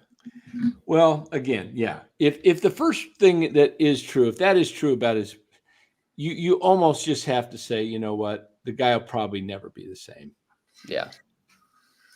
And, Gary Payton, I was not thrilled about getting him back, honestly, because I know he is fragile, and it's proving out again. And I was not crazy about Chris Paul because he's also fragile and older. So they're screwed. I'm going to go out on a limb like I did the Giants in June. If they don't do anything, again, if they don't make any trades and they keep this roster as is, they are not even making the play-in game. They're not making the playoffs. No, they won't. They won't. No way. Do you think Kerr sticks to the end of the year? Yes. Do you think there's a I don't think. I possibility? think he hangs it up after this year. I think Kenny Atkinson had a. I think Kenny Atkinson and Kerr had a handshake type deal when Atkinson at the beginning of last year was taking in the off season before last year was taking the head coaching job at Charlotte. He'd already accepted it, and then a day or two later, he changed his mind and said, "I really love the Bay Area. My wife and I love the Bay Area." And like, okay, you're going to stay as an assistant. You don't love it that much. Yeah. That's just my guess. That's my guess. I think Kerr this season is going to do. I mean, this you're watching the implosion of a dynasty, and the end of it was 2 years ago. That was it all started with Draymond. It really all started with Draymond punching Poole, because after that title, the vibes were, I mean, the vibes were just like immaculate. It was, everyone was happy, everyone was super chill. They're on top of the world, and then you see the video of Draymond punching Poole. Yeah. And you know what? If that is the case, then that's fine. Dynasties come to an end. Just like Don Meredith said, turn out the lights, the party's over. They say that all good things must end. It's okay. 4 titles. Yeah, there's exactly, guys. It was a great run. Be happy with that. I mean, it was an unbelievable run. It doesn't last forever. And I think it would not shock me. Wouldn't shock me to see the Warriors trade Draymond still this year. They're already saying Steve Kerr's already come out and said his career basically is on the line. Yeah. He can't afford to mess up one more time. They don't want him getting into antics with the officials. They don't want him adding a but to his apologies. I did this, but they've already said, you know what? They're active. They're just one mistake away from Draymond. They're just saying we're done. Do you think there's something going on in Draymond's life? Because, I mean, he's always been this like fiery type player. But I mean, from what I can remember, he's never been the guy that like gets suspended 3 times in the season and just goes out of his way. Yeah, to I think punch his kids players are. and... I think his kids are Wiggins. No, I'm just... it's a 3 triangle. No, that's the kid. Trade him to the Lakers. He's always wanted to play with LeBron anyway. That's his best friend in the world. He doesn't about that. He's. I think there's a possibility that the Lakers would be a team that would. Draymond's burner. They're not going to win a title with him. So get some. Yeah, they're not winning a title with him anyway. So who, the Warriors? Yeah. Draymond Burner saying he's the heart and soul. They can't win a championship without him. Can't win one with him. Not this year. Yeah, I mean I think they are lacking some leadership right now, though. Oh, big because it's been Draymond. It could have been Paul a little bit just because of his veteran experience. Curry's burnt out. You can see. I don't think Curry's that type of vocal guy that'll stand up on the podium and just like lead a team speech. I don't think he's sort of a silent leader. He'll go up to somebody in every once in a while he'll get emotional, but not exactly on a regular basis. And I think he needs to develop into sort of a more vocal leader, because he's a future Hall of Famer. He's a top 10 player of all time. Yeah, I mean, he deserves for the front office and for the team to build around him and to go all in whenever he's playing. Finish his career a Warrior. I hope he does, but you would have never thought Michael Jordan would leave the Bulls, would you? Mm-hmm. Well, I was going to say, Dan, you had the guts to say on Larry's show what nobody wants to admit, that it could in fact happen. Everybody's like, no. Hey, it can happen. People quickly forget about all the superstars in the Bay Area I Joe, can go on and list all of them. Joe Montana, Willie They did not Mays. end. Will Clark. Yep. They did not end their careers with the local teams. Willie Mays didn't end up here. Hey, by the way, Right, Willie Mays. by the way, didn't. today we just mentioned Joe Montana. Ronnie Lott didn't end up here. Happy 11082, everybody. 11082. Bora, do you know what 1082 signifies? You better. Man, you better be disappointed if you don't. You better know your history. Does Eric know 110? Yeah, he does now. Ask him. I do now. Come on. You got the text. Come on. No, you didn't get a text. No, Oh, yeah, I you got did. a You text. got a text. Did I? Bora, You got the Bora, do not look it up. Oh yeah. He looked it up. Hey, you're a straight A student. Do not cheat, man. No, I saw a video of that earlier today. I couldn't put two and two together. Hey, what you know what? 3 key players saved that day, and everybody thinks Montana to Clark, but it was first Eric Wright with a horse collar tackle today. Which would have put him in field goal range. Exactly. They would have been down to about the 30-yard line in one play. Oh my goodness. In the dynasty, it probably would have gone, but it wouldn't have been the same. Okay, this is nobody can repeat what I'm about to say because this is like No one can repeat. You got 118 in the chat. I don't care. This cannot leave this chat. All right, we'll make it a short. Okay. High confidential information. If you look at the film, 1 hour 42. go to YouTube and watch the end of the Niner Cowboy game, the NFC Championship, 1982. Yeah. I don't even know if I should say this. Joe Montana is running with the football, like celebrating. He runs out of the back of the end zone with about 5 seconds left. It was not 0-0. He runs out of the back of the end zone. Look it up. Play the last. No way. That would have been a safety. It would have been a safety, and they lose. Look it up. He runs with the football.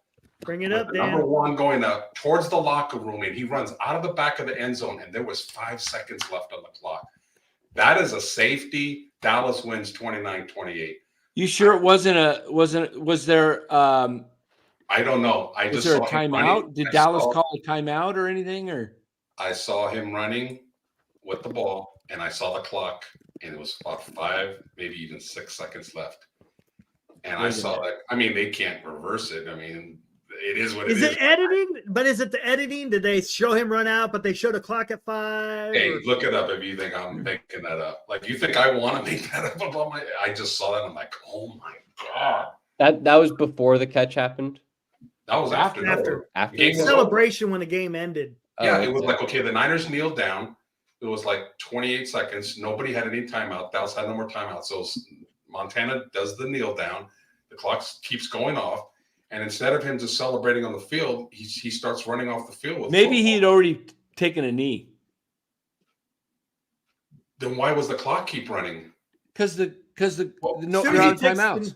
So if he took a knee, then the play is dead. Play's dead, yes. Yeah, well, yes. Yeah. Okay. It's still the visual. Oh my God, I just watched it. Oh my God. I'm watching. I just searched Did he take a knee? No, but I mean, even if he took a knee, the clock was running. Doesn't matter. Doesn't matter. The play's dead, but the clock runs. He's got 40 seconds to run the next play. He can go. Yeah. Guys walk onto the field all the time with 30 seconds left. The visual still freaks you out. Yeah, but where'd you see it at, Bora? What was it on? What's the? Put it in the private chat. You can hit the link on that. Oh yeah, okay. Dan, hit the link on the private chat when he sends it. All right, I want to see that. My guess is the play is dead, but the play's dead. If he took a knee, the play's dead. I mean, Montana's not going to do that. Well, when but you probably didn't see him take a knee. I didn't. Yeah, I have to go back and see the whole thing. If he took a knee. All right, here we go. It's just mind-boggling how the clock's going down and like. Oh, this is the one I texted out or tweeted out today. All right, let me go all the way to the end. It's at like 7:30. How can I get the thing to move? Come on. Oh yeah, he takes a knee. Yeah, he takes a knee. So see, yeah, he took a knee. I mean, wouldn't that be? I mean, they wouldn't have missed that. Referees miss a lot. Not something that crazy. Hey, how did you move it to the get it to? I'm not showing it right. No, this is private chat. Okay, Okay, 7 what? 7:30 ish. Yes, Senior. Buster is snoring. I hear it. Oh, there he is. Yeah. Okay, here we go. All right, 7:22.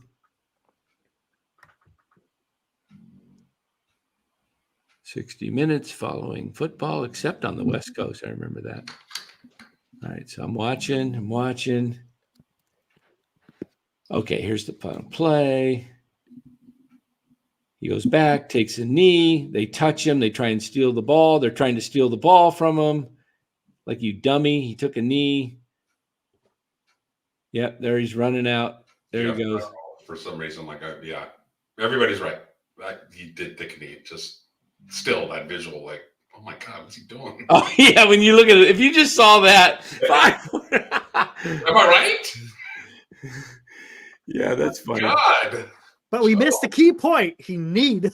Yeah, exactly. I'm wrong. I just still it's a humorous visual. Yeah. Really. Yeah.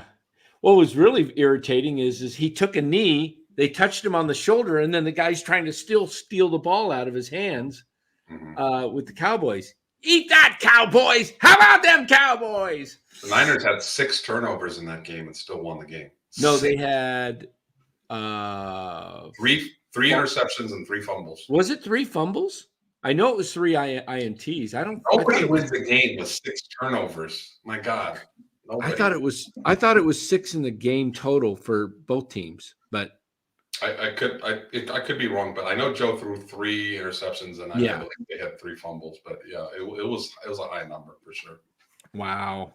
Have you guys talked about Pete Carroll getting fired?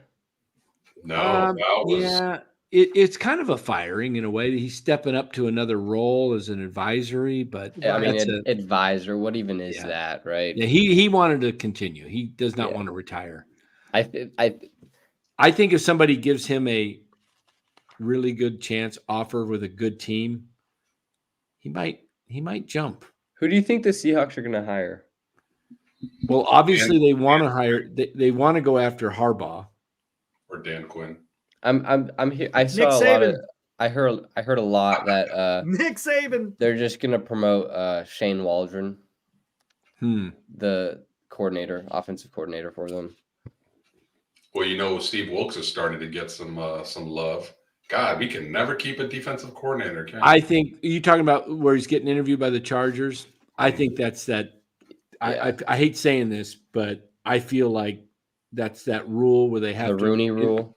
The Rooney rule. Yeah. Because the Chargers are going with an offensive coach. Oh, they're not going with a defensive coach because they just got rid of Brandon Staley, who was the top defensive guy the year he came out. They're not going their defense.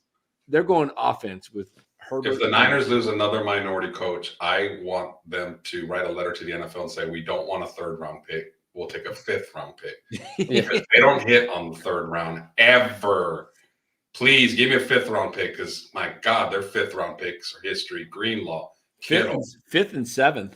Oh, they don't hit on 3rds.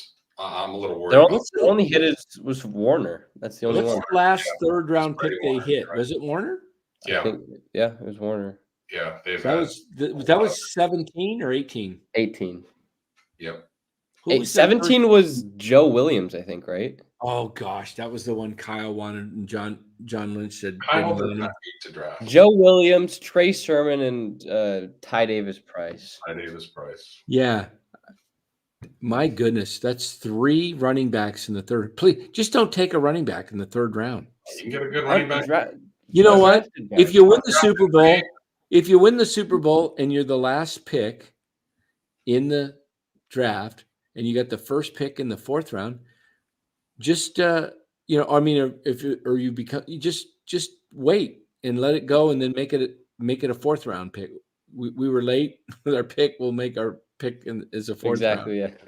Should we do picks? We haven't done that in a long time for the playoffs upcoming games. Oh yeah, let's do some picks. We got games coming up in a few days, right? Today's Wednesday. 3 days, right? Saturday, Sunday, Monday. By the way, the NFL having a playoff game on Monday night is one of the stupidest things ever. They've been doing it the last few years. It's dumb. No, I'll tell you what's stupider, Los, is the Peacock only Peacock, game.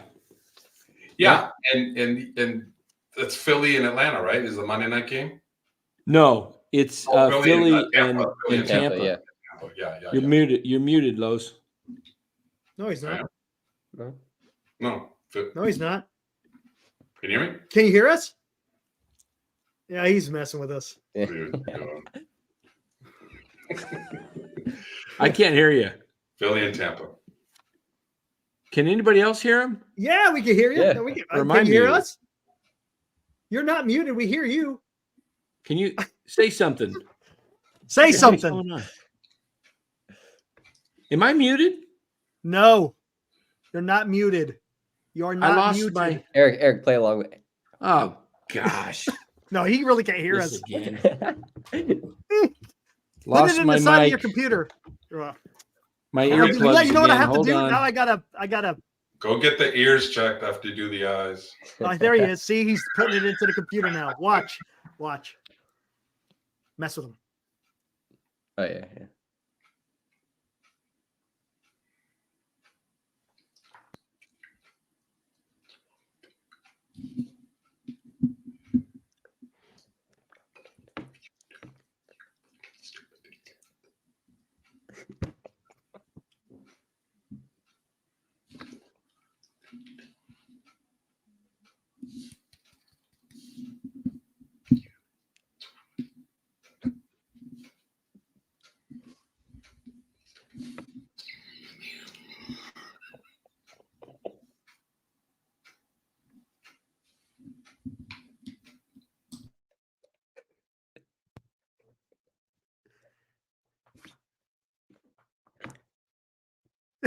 Can you hear us?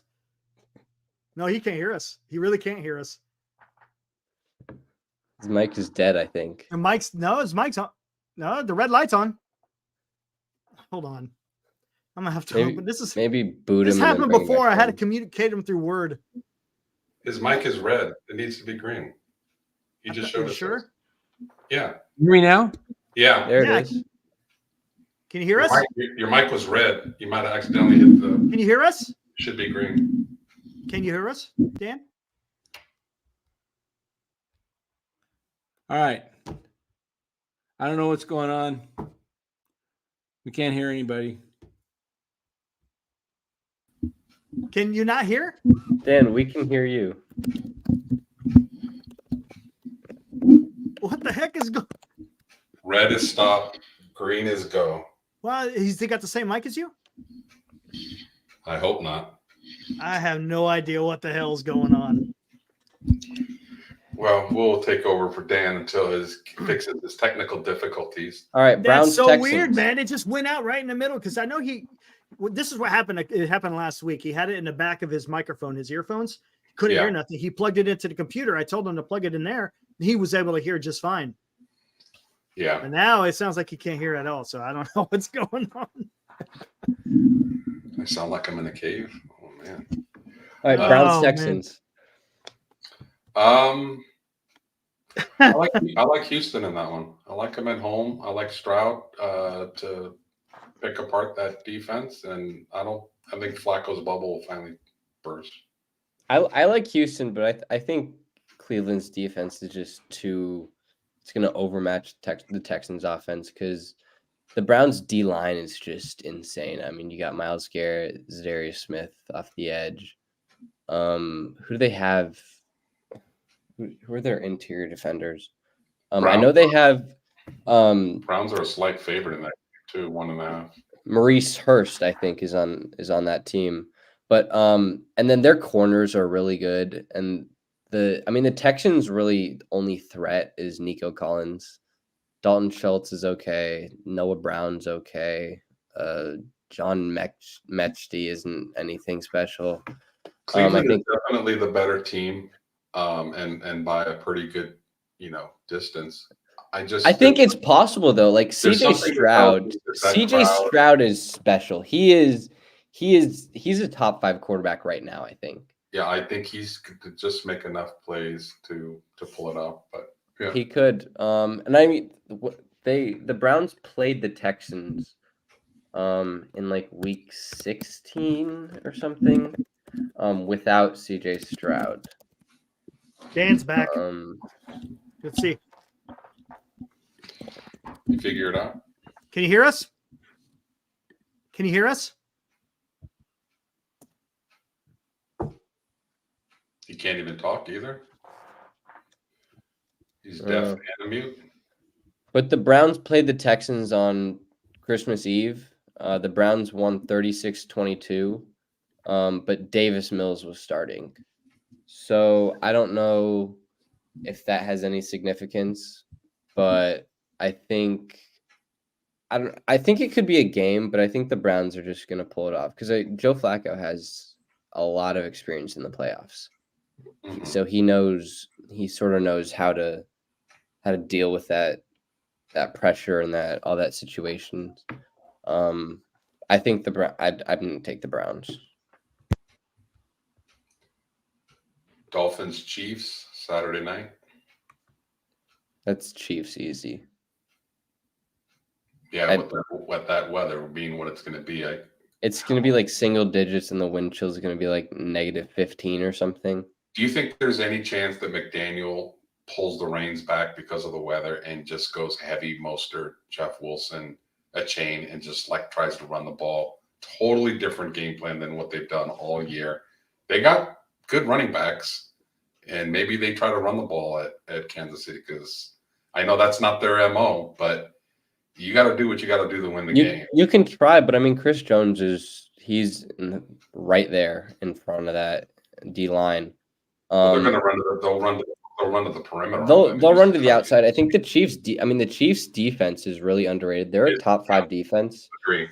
Their defense is really good. So I don't know. I don't trust Tua to do anything against the Chiefs defense. Yeah. Especially in the cold. So I think the only way that they have a shot to win is going to be by running the ball. But I don't know if McDaniel is disciplined enough to really stick with that throughout the whole game. Yeah. I like the Chiefs too, but I'm just thinking that maybe McDaniel surprises and goes with a running type of game plan. Not his MO, but you got to do what you got to do under the circumstances.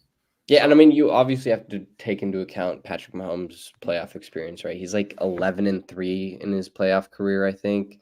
He is, I mean, for as much shit that we gave Kansas City throughout the regular season, you can't just completely dismiss their previous years. I mean, they won the Super Bowl last year.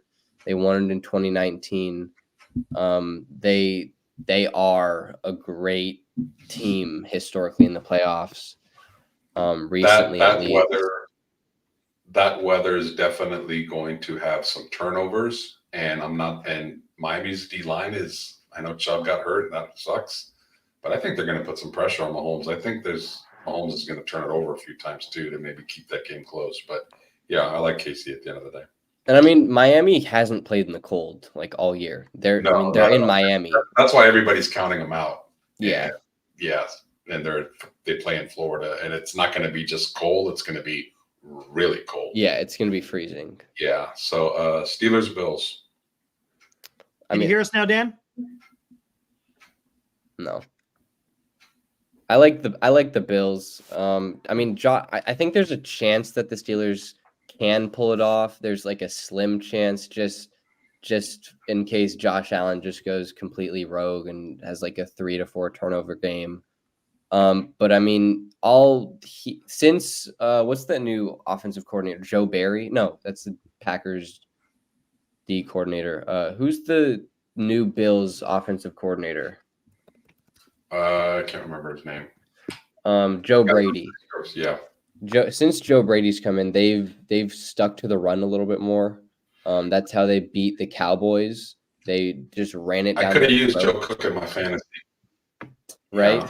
Joe Cook put up big numbers against the Cowboys on when I was on a bye because I was the number 1 seed. Then he comes back the next week and they go away from him again. Thank you very much. Yeah, exactly. I mean, the Steelers don't have TJ Watt, so I think it's going to take a miracle for the Steelers to win. Yeah. I think the Bills really just have to stick to the run and make third down passes, and it should be an easy game for them to win. I think they win that comfortably. Green Bay and Dallas. I'm going to take the Cowboys just because I think they're the better team.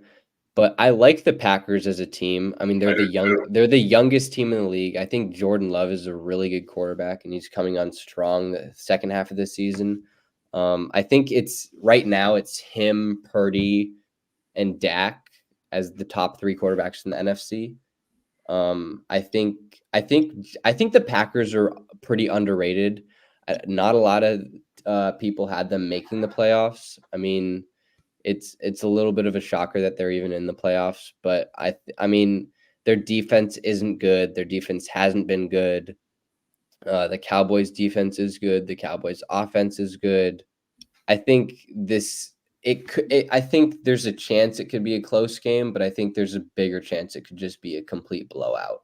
All I'll say about that game is Dallas better get off to a good start and just kind of pile on, because if they come out sluggish and we're looking at like a 17-14 game in the third quarter, exactly, Dallas is known to tighten up. Mike McCarthy, Dak Prescott, they tighten up and make mistakes. I mean, exactly. Mike McCarthy's clock management at the end of the Lions game was absolutely horrible. Should have cost them the game. It should have cost them the game, and it almost did cost them the game. You guys hear me now? I think, we can hear you. Yeah, okay. Can you hear us? Yeah. Okay. And I think it will. My mic, it crapped out again. McCarthy will cost them a game in the playoffs, whether it's against the Packers, whoever they play next, if it's against the Niners sometime. But I think him and Dak combined are really going to cost them a game. Hey, real quick, did you plug it into the computer, Dan? Is that what you did? Yeah, that's what you have to do. Yeah. And it's weird because it cut out right in the middle of you talking.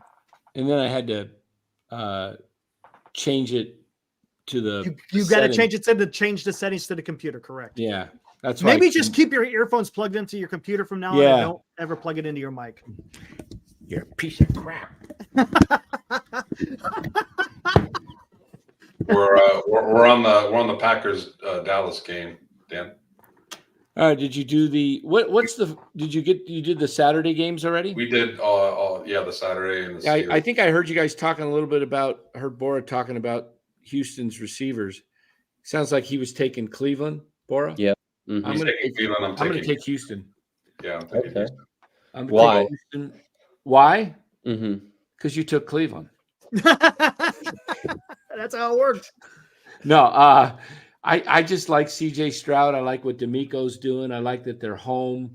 I like their momentum. I like the fact that this is a team that is, it's just they're gelling. D'Amico's got them together. I think the Flacco magic ends a little bit. I think D'Amico pulls up some playoff surprises with his D. Right. So if the Texans had Tank Dell, then I might pick the Texans. But I think the Cleveland corners are just going to completely shut down the Texans. And I think the Bills probably annihilate the Steelers. Yeah. I'm kind of ticked off, to be honest with you, that the Steelers are just watch them win, but that they're in the playoffs. The Jags smoked them. The Jags absolutely blowed that. I mean, they were 8-3, and then what they finished like 9-8. Yep. So so you guys are we did the Dolphins Chiefs already too. Okay, Dolphins Chiefs. That has the smelling of a Chiefs getting things together and blitzing them. We both picked the Chiefs as well, but I said that don't be surprised if McDaniel maybe gets away from his pass happy offense in 0 degrees. Oh, And they are a fast team. If they Yeah. can run a chain and Mostert to the outside, maybe mix. I mean, it's tough to run a reverse and gadget plays in 0. Is it supposed to snow or is it just supposed to be cold? It's supposed to be like 2 degrees, right? If it's just going to be cold, cold. okay, so if it's just supposed to be cold, then you can run plays. If it's snowing like a blizzard, then that makes it tougher. But yeah, the Chiefs should win that game, but I wouldn't be surprised if Miami kept it close. Yeah, I'm gonna. That's Here's what who I'm pulling for. I'm pulling for the Texans in the Bills Steelers game. I don't really care. I guess it'd be kind of nice to see the Bills in some way get knocked off because they're the one team that I think that could trouble the Niners if they get there. I If think they so. get to the Super Bowl, I just think that could be like kind of remind me of the '88 Niners who were 6-5 and then went on and beat the Bears in frigid weather, 28-3, 28-3, and then went on to beat the Bengals Mhm. in what was the Montana to Taylor game. That I could see the Bills if they get to the Super Bowl. I don't know. But I'll take the Bills. And then in the Packers Cowboys game, my head says Cowboys, my heart, all of us. Yeah. I'll tell you what, though, Green Bay, they can run the ball, and Dallas is not great when you run directly at them. That would be the game plan, I would think. And mix in a few Jordan Love. Watson may be coming back, and if he comes back, they have 4 receivers. Yep. Watson and Dobbs and Reed and that kid Wicks. Yeah. All I can say is let us all put our hands together and pray for all the Dallas Cowboy fans' TVs.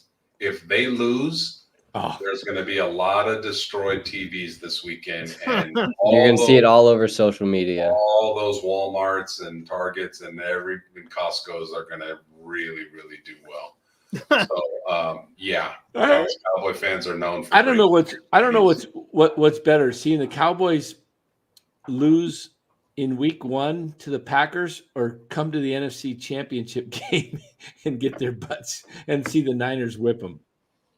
I would like to see them lose this weekend. I really would. I want the path of least resistance to get. Yeah, you always do. Yeah, because they are a threat. They're a good team. Yeah, they're a pretty good team. Yeah, not so much on the road and not so much on grass, but I think they're going to have their hands a little full with the Packers. I was telling Bora before you got back, if that game is close, Dallas will tighten up. All the pressure is on them. Yes, they will tighten up. Their quarterback will tighten up. Their head coach will tighten up. Their secondary will tighten up. They better be 14 to 17 points ahead the whole game, because if it's a 1-score game, yeah, the Packers or the shoot, I just forgot what I was going to say. But anyway, I think the Cowboys situation though is this, like you said, if it's a close game, the pressure's on them. They could tighten up. If Dak throws a pick or two, oh my goodness, it'll be like, here we go again. Here we go. The path of least resistance I put out the other day is for the Packers to upset the Cowboys and then the Rams to beat Detroit. Then the Rams would have to go to Tampa. If Tampa wins, Rams go to Tampa, and then the Niners beat the Packers, and then Tampa somehow beats the Rams. And oh boy, That would be glorious. Would Will Martinez get his butt kicked again in a championship game? Yes, he would. Again. I did say again. Dan went through this mental gymnastics to figure out how to get Will Martinez again. I think the most competitive. Yes. I think the next one is the most competitive game of the weekend. Wait, real quick, going back to Cowboys. Yep. Do you think it's Super Bowl or bust for them? Yes. You think it is? I think they'll fire McCarthy if they don't make. Well, I think even if they don't make the NFC Championship game, he's definitely gone. I think if they make the championship game and the Niners in there and they get like completely embarrassed by the Niners, then I think McCarthy's gone. But I think if they're in the championship with the Niners and it's a close, hardly fought game and like decided by like a field goal or last minute touchdown, then I think he stays, which would be a mistake on their part. Yeah, I don't think he's a good coach. No. So, Dan, what do you think? Lead you off Rams Lions. How do you break that game down? How I break it down? I think it's going to be probably the best game of the weekend. Mm-hmm. It's got the potential to be a 34-31 type ball game. And I am hoping that Goff gets a little revenge for the way they kind of dished him in LA. Mm-hmm. He did lead him to a Super Bowl. He didn't have great years with him, but the way they kind of spoke about like, oh, we got our quarterback that can, now with Stafford to lead us and make the tough throws, da-da-da-da-da. I just thought, you know what? I like Goff. He's a Novato kid. He's a Cal kid. Super great guy. Really a good guy. I want to see the Lions, take it to the Rams. And then if you want to know what I really want to see happen in my heart for justification, where justice is served, I want to see the Lions go back into Dallas and beat them because they beat them the first time. Yeah. And they would have the home field advantage. And I think if that matchup happens, I think the Lions do beat them. In fact, I'm going to go out on the limb and say right now that the NFC Championship is the 49ers and the Lions. That would be a good game. I'm going to take the Rams, though. I think Laporta being out is a big – Is he just out this week or is he out 2 weeks? I think they said he has a chance to play this week, so I think he might play this week. I mean, he's not going to be anywhere close to 100%, but I think if they somehow beat the Rams, then I would assume he would play next week. But I'm going to take the Rams. I think the Rams they're peaking right now. They are playing really well. Matt Stafford is on a tear right now. And you think they're the 21 Niners? I see that a little bit in them. Yeah. Well, sort of, because the Niners were sort of outed as one of the better teams in 21, right? In 20, they had all the injuries and everything. Niners had to beat the Rams in week 7. They did barely sneak in, but I think towards the beginning of the year, their expectations were that they were going to make the playoffs because they had a great team. Mm-hmm. I think the beginning of this year, the Rams weren't really expected to do anything. No one really thought they had a chance to make the playoffs. Stafford had a down year last year. Cup, I think, he might have had a down year last year, but I mean, their team wasn't good last year. Their drafts in the past 2 years have been great. Kyron Williams is a really good player. He might be the second best back in the league behind McCaffrey. He is really good. With the duo of Cooper Kupp and Puka Nacua that's one of the better duos in the league when healthy. And then Matt Stafford's just he's prone to turn it over, But I think the way he's playing right now, and it's sort of a revenge game for him going back into Detroit. I think he's gonna play really well. I mean that defense it's not the greatest, but it's a little underrated defense. It's still a pretty good defense. And I think Sean McVay is gonna have him ready to play. I think Dan Campbell is I think he's a pretty good coach, but he goes for it a lot, man. He goes for it a lot. Talk about a riverboat gambler. Him going for 2 on the 7, that was sort of just like an FU to the refs, that he wasn't really thinking about what he wanted to do, and what he wasn't really thinking about the outcome of the game. It was really just like, you know what, we want to stick to the refs. I like the Lions. I would like them better if they had the Sam Laporta.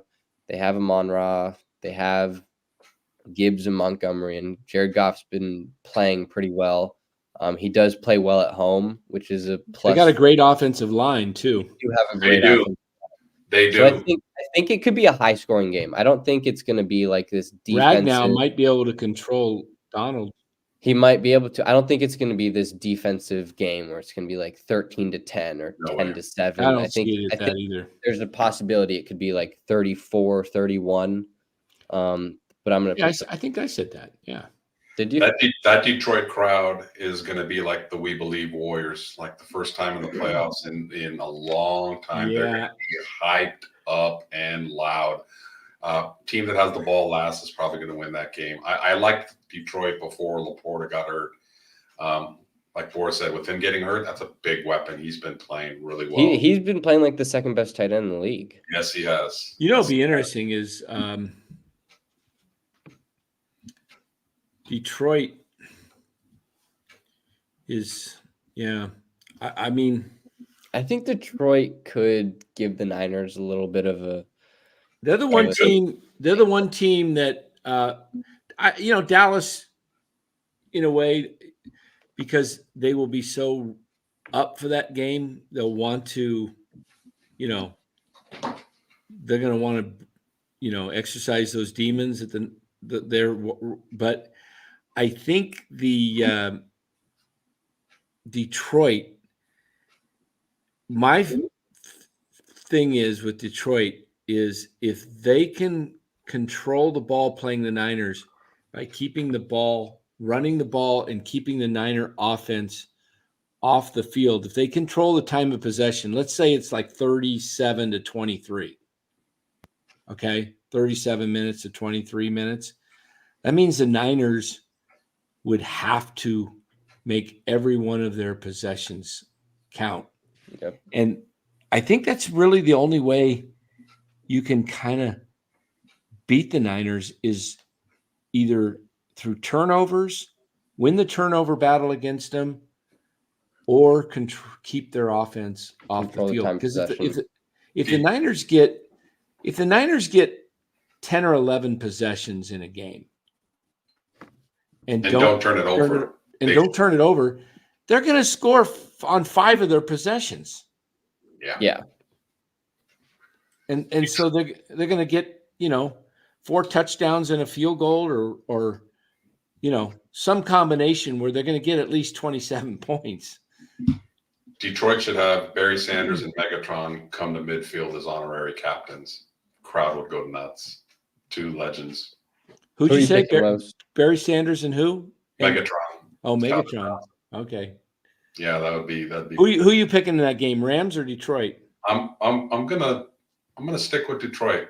They're gonna find a way. I think they can run the ball on the Rams and keep their offense off the field a little bit with that running back combination that they have. So Gibbs is probably the most electrifying back, I think. Maybe in him and A-Chain are pretty like they're just like gadgets, man. They're so quick on their feet and movements. And Keaton Mitchell's another guy, but Gibbs is a guy that got better and better. Montgomery's a guy that he's tough to bring down.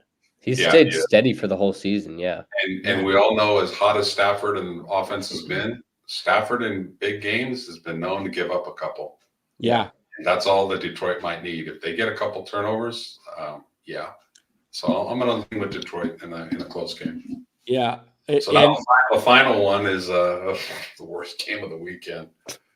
Two pretty average teams. It's really sucks that it's Monday night. They got the worst game. You want ratings, and you pick like the worst. They got the worst two games on Peacock and then Monday Night Football. Peacock is Peacock the wait. Peacock is Miami. Yeah. And I take it back. Peacock is Miami, Kansas City. It was going to be if Miami won, it was going to be the Peacock game was going to be Pittsburgh Buffalo. It was going to be Pitt and somebody. Pittsburgh and Miami. Was that what it was going to be? No. Is Pittsburgh the 7th seed? No, if Miami won, they would have played Buffalo again. They would have been 2-7. So it would have been Pittsburgh and Kansas City. Yeah. And I don't know.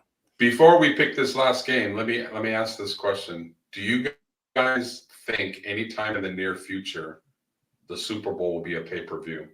Because I think it's heading that way. Probably will. I don't think so. I mean, with all the ads, people will pay $49.99 to watch. Oh, of course they will. Yeah, I could see that because it's heading that way now. That's the whole thing with Peacock. I can't see it. I think heaven forbid they do that to the World Series and not the playoffs, the Super Bowl, the World Series, and the NBA championship. 10, 15, 20 years from now, pay-per-views. I can see it. That's where sports is going. It's just money. It just never ends. So well, it's happening. Would be I'll tell you why I think that happens, Los. Yeah. Is because all these teams that are paying for these TV deals are losing their asses. And that's why Bally Sports is bowing out. That's why, Peacock had games. They're not doing baseball this year because they couldn't get the advertiser. It's these games were non-advertised, right? Peacock. I think Peacock didn't have ads. I think that's when they had the. I think they will. I think they will. Yeah. Yeah, but I think it could go pay-per-view because advertisers are going to have to pay so much money because these TV deals, that these TV these networks are paying for is outrageous, and they made the payments to get the teams, and now they're going bankrupt. Yeah. And so because they can't sell the ads, they can't get the ads to, make money. Right? I mean, you guys heard 95.7 the game, right? The parent company for 95.7 the going game under, right? Declared bankruptcy this week. Odyssey. Yeah. So where is that? What's that telling you?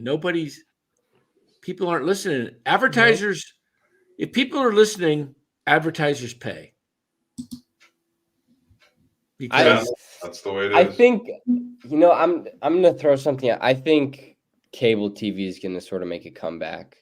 I think it's dead. I think there's a chance that it comes back just because all these like streaming platforms like Hulu and Peacock and whatever these other things are. I mean, people are paying like $10 a month to watch this stuff, and it's like there's like 4 ads per like 30-minute TV episode. I think it's really not that great, and I think more and more people are starting to realize it. I think there's a possibility like DirecTV and all that could start to make a comeback. I don't think the Super Bowl is ever gonna become pay-per-view just because it might be the biggest like event in all of sports, like the one-time Which is event why it's going to go pay-per-view. in all of sports. And I mean, it might, but it also, I mean, so many people watch from all over the world. I just don't think you can do that for, I mean, however many people. And the problem is they may not make as much money because more people will have just larger gatherings at, hey, you know, good point. Yeah. You know, instead of let's all go to Dan's house. You know, instead of 2 people having 2 maybe you have 8-10 families together. The Super Bowl usually brings big gatherings regardless. It's always well, not always, but I mean most people get together for that. It's a national holiday. Yeah. So let's do our last game of the week, which is Philly and Tampa Bay. Hey, Mayfield. By the way, on that TV issue that you were bringing up, I think like YouTube is going to take over for sure, the streaming industry. The streaming. I think they'll start buying up the Hulas and that would make sense, and all these other ones because they got NFL Network and they did a great job with it this year in their first year. You could watch 4 games. You can pick different 4 games to watch all simultaneously in the box. They provided it that way. And, you know, you see, all right, I don't know. I can't remember you guys' emails off the top of my head, but do your guys' emails, is it Gmail? Mm-hmm. All of us. We all have Gmail. Okay. How many people have AOL still?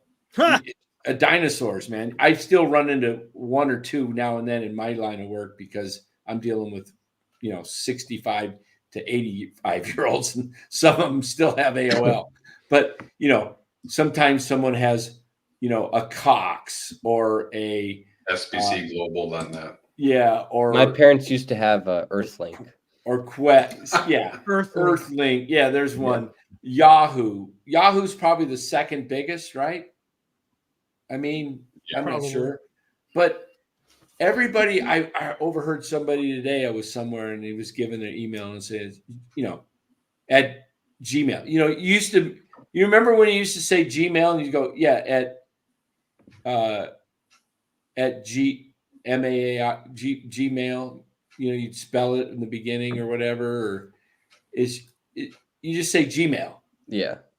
And so I can kind of see YouTube TV kind of like kind of becoming the monster. I mean, everybody's going to YouTube. Everybody's getting channels on YouTube.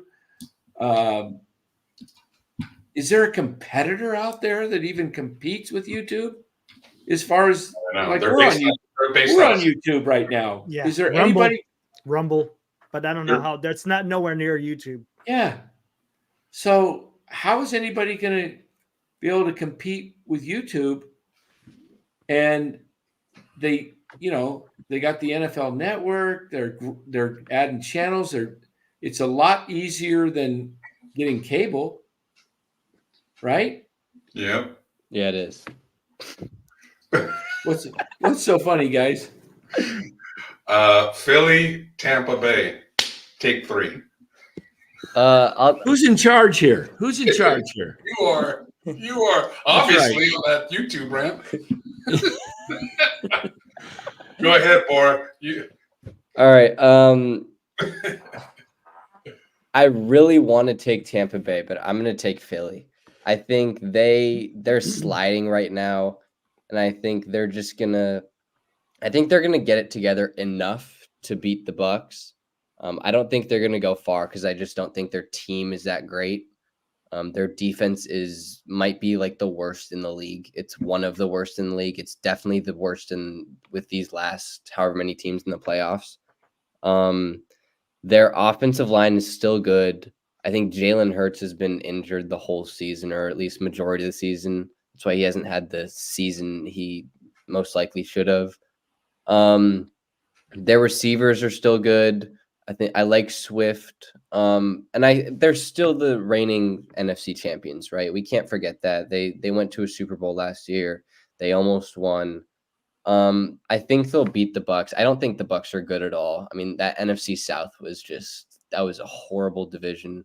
And the Bucs beat the Panthers 9-0 last week. Yeah. I don't think they're competitive at all. You have Mike Evans, you got Rashad White, maybe.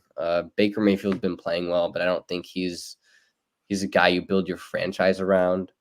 He's sort of he's just a stopgap. He's a bridge quarterback. I'm gonna take the Eagles just because I think they're gonna be able to put a little bit of things together.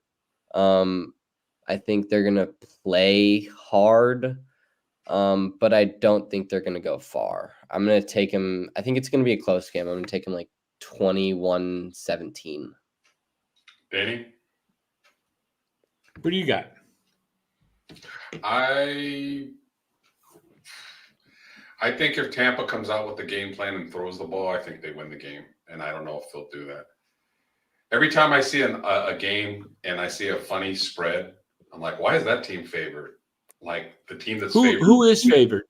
Philly.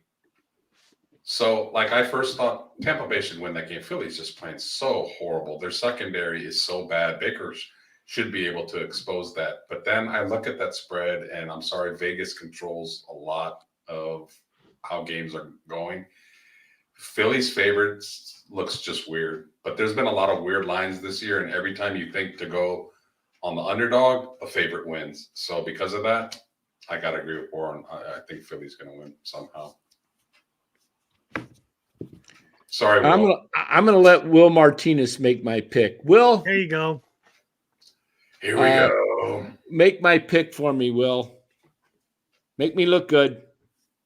Waiting for Will's pick. Team and score. The 3.5? Wow, I thought it was 1.5. Give me the team and the score, Will. Wow. Oh, man. Nice, Will. Pitcher's duel. So what do you really see, Will? Come on. Think with your head, not your heart. Or think. If Tampa really wants to win that game, come out throwing. Philly secondaries are so bad. You got weapons on the outside. Did he pick? All right. Will's going to make my pick. Will's thinking about it. Go ahead.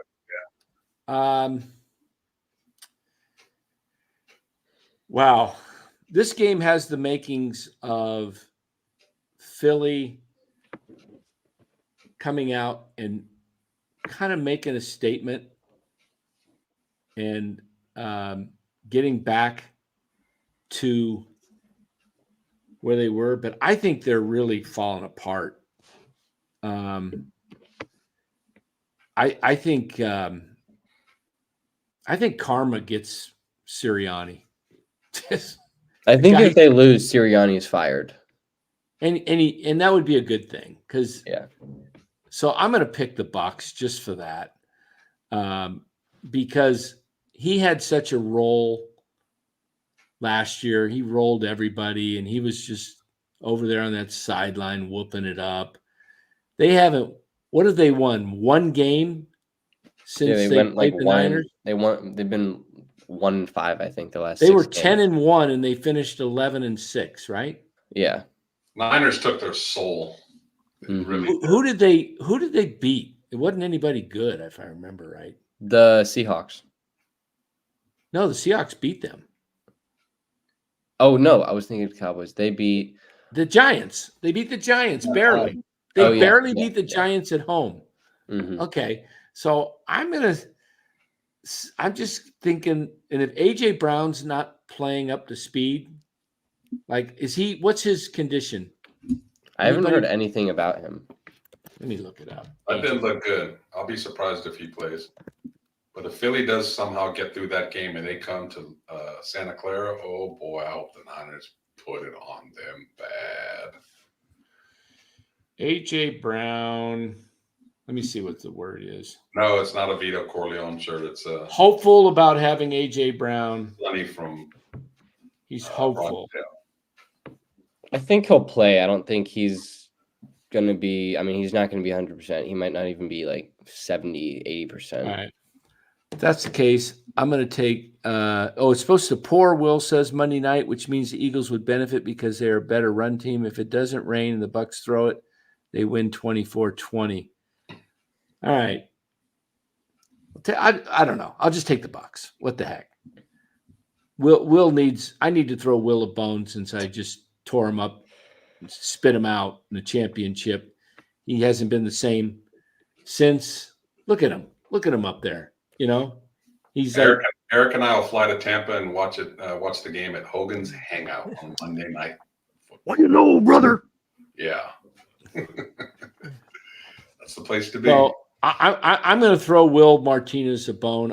I've beaten him up for the last 12 days or so, maybe longer, and he needs a friend.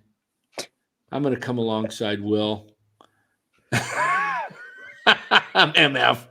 Dan fleeced me in fantasy. I'm never playing fantasy again. Oh, man.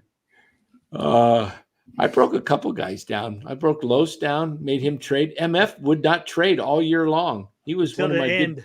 Till the end. And then MF could have. You were a pest with that, man, really. Like, you wouldn't stop, man. My God. Just Los. What do you think about this trade? What do you think about this trade? You tell a guy no so many times, and you become friends with him. It was a sympathy yes. It was like, dude, stop. Like 3 times a day. Call me in the middle of the day. Like, I'm working. Like, okay, I got a little time here. I'm thinking he's going to talk about the show. Hey, Lois, what do you think about this trade? Blah, blah, blah. No, click. Next day, another one. Man, this dude is relentless. Why you have to be in sales? Boom, boom, boom, boom. It's like, just to get him off my back. Fine, I'll freaking trade you here, man. Speaking of which, who farted in here, man? Gosh, there's no dog in here. I got to see which one's. I got to figure it. Hold on, it's coming from the other room, and it's bad. It's a nightly thing, right, Eric? Yep. Oh, Faith, that's disgusting.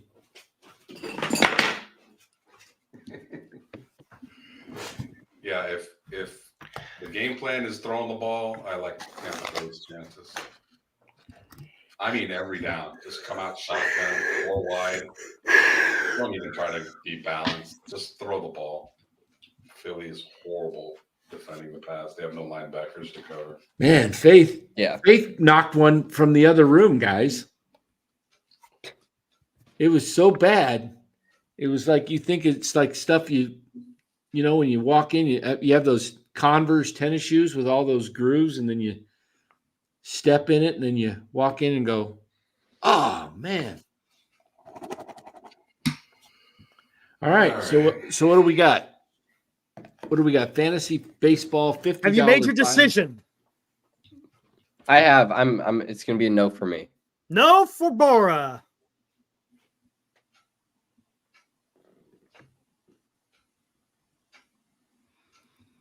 What do I feed Faith? I give her some food. You can get by with 8 guys. 10 is ideal, but if it is only 8, you can do it with 8. There's gonna be a lot of talent on people's teams with 8, though. Let me tell you. But we'll probably get some more. Yeah. It's a long time for the season to start. Oh yeah, for sure. Managing 2 baseball teams is new. One is a lot. Well, is Marcatin in here tonight?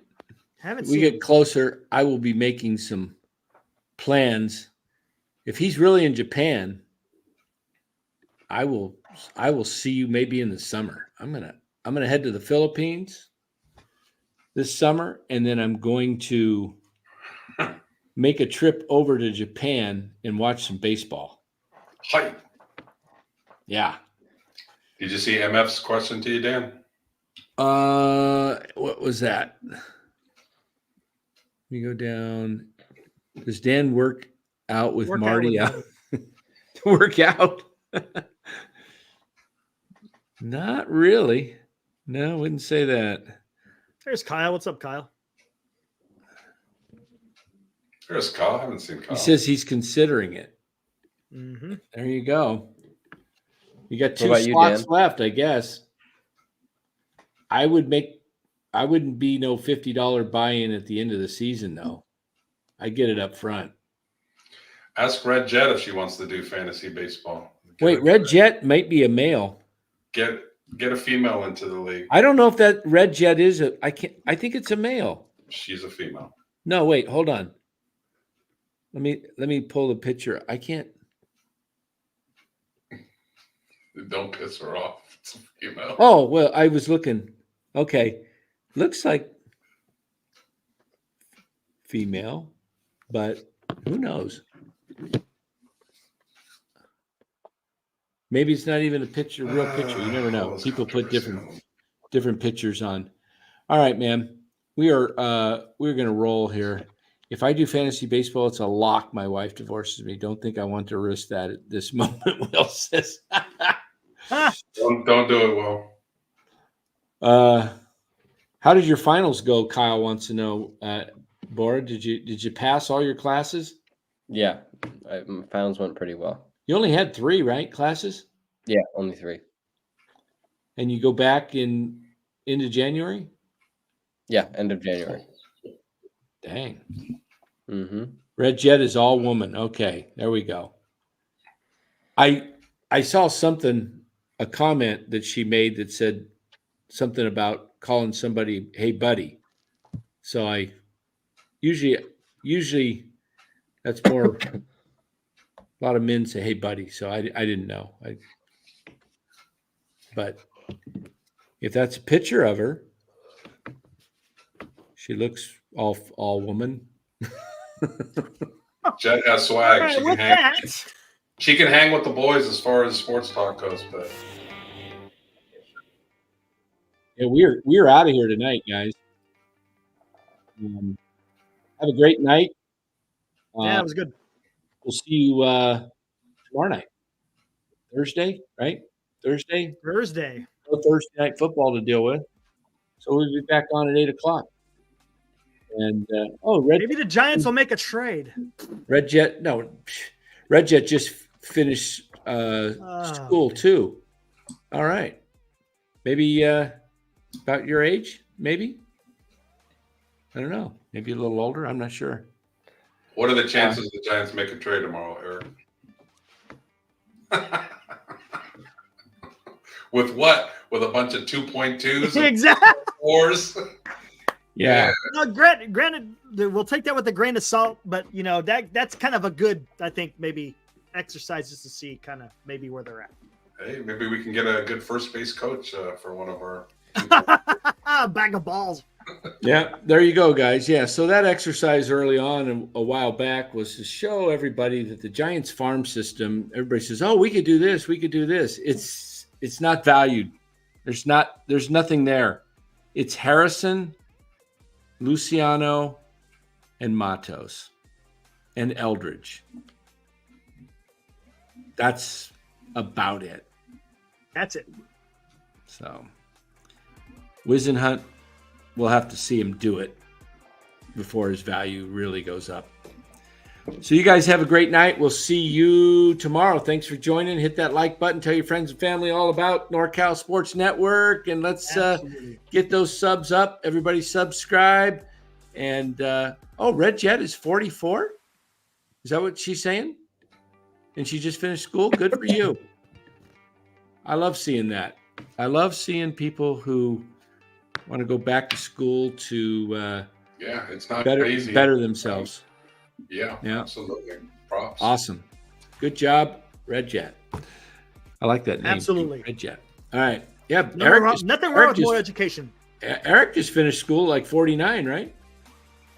Yeah. Didn't you just no, I finished it when I was it was this year. So I was 50 when I finished. There you go. Yep. All right. Got my master's. Yep. All right. There we go. All right, gang. We'll see you all tomorrow night. See ya.